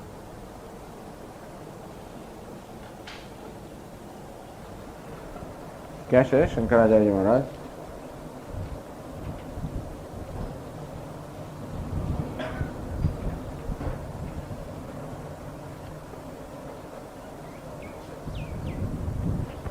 ઇન્દ્રિયાર્થેષુ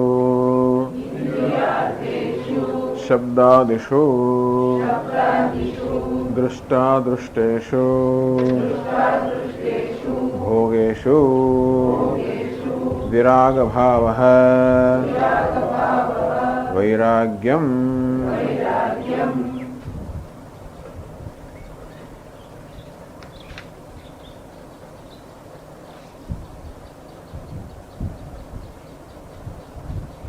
દૃષ્ટાદૃષ્ટેષુ અનેકાર્થેષુ રાગે તત્ પ્રતિબદ્ધમ જ્ઞાનમ ન ઉત્પદ્યેત. રાગ છે ને એ જ્ઞાનનો પ્રતિબંધક છે. રાગમાં દ્વેષ પણ સમજી લેવાનો. રાગ અને દ્વેષ જ્ઞાનના પ્રતિબંધક છે. એની આપણે તો ઘણી વાર ચર્ચા કરી. જ્ઞાન ત્યારે જ થાય જ્યારે આપણું મન આત્મા અભિમુખ હોય, આત્મનિષ્ઠ હોય. રાગ અને દ્વેષ આપણા મનને પદાર્થ અને વિષયનિષ્ઠ બનાવતા હોય છે. રાગ દ્વેષ ક્યારે આત્મા માટે ના હોય. રાગ દ્વેષ હંમેશા આત્માથી અન્ય કશાક માટે જ હોય. ક્યારે પોતાના માટે રાગ દ્વેષ ના હોય. આ મારી એક આંગળી માટે મને રાગ હોય ને બીજા માટે દ્વેષ, એવું બધું બનતું નથી હોતું. કે આ મારી આ ત્રસલી આંગળી તો બહુ ત્રાસ છે, આ ત્રસલી આંગળી મારે જોઈએ જ નહીં, મને બહુ દ્વેષ છે અને આ આંગળી મને બહુ ગમે છે. એવું નથી હોતું કે એક હાથ માટે મને રાગ હોય ને બીજા માટે દ્વેષ હોય ને, એવું નથી હોતું. કેમ નથી હોતું? કારણ કે આંગળી પણ હું છું, નાની આંગળી પણ હું છું, જમણો હાથ પણ હું છું, ડાબો હાથ પણ હું છું. એ બધામાં એક સમાન રીતે હું રહેલો હોવાને કારણે એ હુંમાં ક્યારે રાગ પણ ન હોય, દ્વેષ ન હોય. રાગ દ્વેષ હંમેશા એક સિક્કાની બે બાજુ જેવા છે.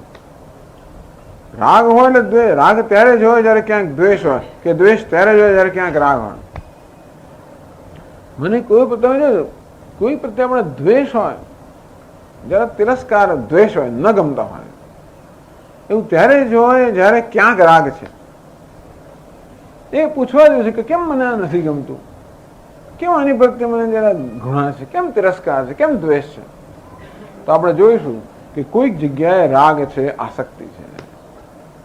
આપણી આસક્તિ કે આપણો રાગ છે એની પૂર્તિમાં જે કોઈ અવરોધરૂપ થાય એને વડે આપણે દ્વેષ હોય. એક વસ્તુ માટે મને ખૂબ રાગ હોય, આસક્તિ હોય, એને જ રાગ કહેવાય કે જેના પ્રત્યે આપણે પ્રીતિ હોય. અને તેથી જેને આપણે સુખનું સાધન માનતા હોઈએ, જેને આપણે સુખનું સાધન માનીએ એના પ્રત્યે રાગ હોય, જેને સલામતીનું સાધન માનીએ એના પ્રત્યે રાગ હોય. આ જ વસ્તુ આપણે જોઈએ ને, સુખ અને સલામતી બે વસ્તુ જોઈએ આપણને. અને તેથી જગતના જે પદાર્થો સુખનું સાધન હોય કે સલામતીનું સાધન હોય એના પ્રત્યે સ્વાભાવિક પ્રેમ છે. એક સુખ અને સલામતી માટે સ્વાભાવિક પ્રેમ છે. એ જ કારણથી જે કોઈ જગતના પદાર્થો સુખ અને સલામતીના સાધન રૂપે દેખાય એના પ્રત્યે પ્રેમ જન્મે. આમ તો આત્મનસ્તુ કામાય સર્વમ પ્રિયમ ભવતી, આમ તો આત્મા માટે જ પ્રેમ છે, પણ આ સુખ એ આત્માનું સ્વરૂપ છે, સલામતી નિર્ભયતા પણ આત્માનું સ્વરૂપ છે. એટલા જ માટે બધાને સુખ અને સલામતી સ્વાભાવિક પ્રેમ હોય. અંતેથી જે કોઈના આપણે સુખ અને કે સલામતીના સાધન માનીએ એના પ્રત્યે પ્રેમ જન્મે, કારણ કે આત્માને અનુકૂળ છે. જે કોઈના આપણે દુઃખ કે ભયનું સાધન માનીએ એના પ્રત્યે દ્વેષ હોય, કારણ કે એ આત્માને પ્રતિકૂળ છે.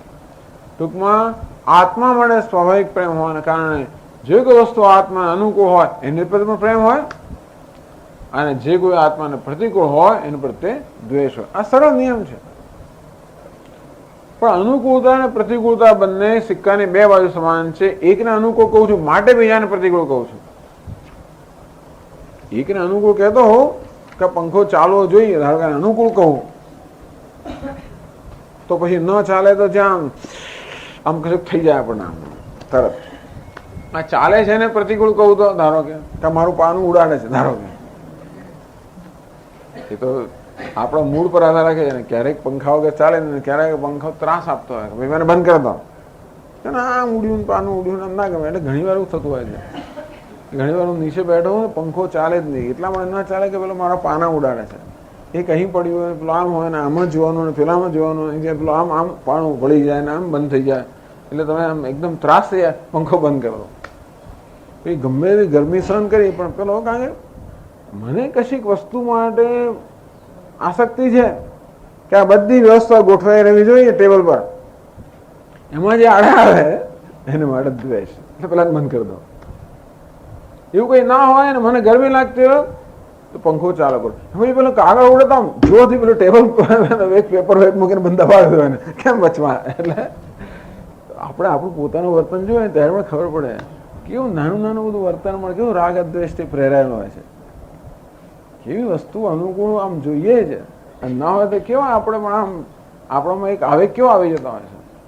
આ મોટા ભાગનું આપણું વર્તન આવેગથી પ્રેરાયેલું હોય છે, રાગદ્વેષથી પ્રેરાયેલું હોય છે. અને તો પણ એ રાગદ્વેષ એની તો આપણે ચર્ચા કરી, પણ જો જે રાગદ્વેષ જન્મવાનું કારણ બુદ્ધિની સમજ છે. તો વૈરાગ્ય બે સ્તરે છે. એક વૈરાગ્ય સમજના સ્તરે છે અને બીજો વૈરાગ્ય વ્યવહારના સ્તરે છે. આપણે આત્મ વિનિગ્રહ અર્થાત આપણા મન પર કે બુદ્ધિ પર કે વ્યક્તિત્વ પર જે વિનિગ્રહ કે પ્રભુત્વની વાત કરી એ પેલા વૈરાગ્યને વ્યવહારમાં લાવવાની વાત કરી. પેલા વૈરાગ્ય અંદર હોવો જોઈએ. વૈરાગ્ય સમજ જે કંઈ જીવનમાં આપણી સમજ કે વિવેક હોય એ આપણા વ્યવહારમાં આવે. પણ વિવેક કેવો હોવો જોઈએ? ઇન્દ્રિયાર્થેષુ વૈરાગ્યમ. એટલે ભગવાન કહે છે કે ઇન્દ્રિયાર્થેષુ આ બધા શબ્દાદિષુ દૃષ્ટાદૃષ્ટેષુ ભોગેષુ. અર્થ એટલે કે વિષયો. ઇન્દ્રિય એટલે ઇન્દ્રિયના વિષયો, શબ્દ સ્પર્શ રૂપ રસ ગંધ, આ ઇન્દ્રિયના વિષયો છે. એટલું જ નહીં પણ બીજા બધા વિષયો પણ છે. સ્વર્ગ પણ વિષય છે. સ્વર્ગ વિષય એટલા મળે છે કે ત્યાં પણ આપણે આમ બધા પ્રકારનું સુખ આપણને મળે. સત્તા પણ વિષય છે. સત્તા પ્રાપ્ત થાય ત્યારે પણ આપણને સુખનો અનુભવ થતો હોય. પ્રતિષ્ઠા પણ વિષય છે. કેમ? પ્રતિષ્ઠા જ્યારે આપણે પ્રાપ્ત થાય ત્યારે પણ સુખનો અનુભવ થતો.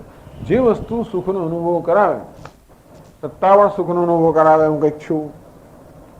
પ્રતિષ્ઠા હા વાહ વાહ થતી હોય તો સત્તા પ્રતિષ્ઠા પછી પદાર્થો અનુકૂળ હોય, બધા લોકો બધા અનુકૂળ હોય, લોકો પાદ પૂજા કરતા હોય, આમ કરતા હોય, તેમ કરતા હોય, આપણને લાગે હા એ પણ શું છે, એ અનુકૂળતા. ટૂંકમાં આ બધી વસ્તુઓ માટે પ્રેમ, કારણ કે અનુકૂળતા માટે પ્રેમ, મૂળ આત્મા માટે પ્રેમ છે. પણ તું કે જે કોઈ વસ્તુ મને સુખ આપતી હોય એને વિષય કહીએ છીએ આપણે. એટલે એવું નથી કે માત્ર ઇન્દ્રિયના વિષયને જ વિષય કહેવાય. એટલે કે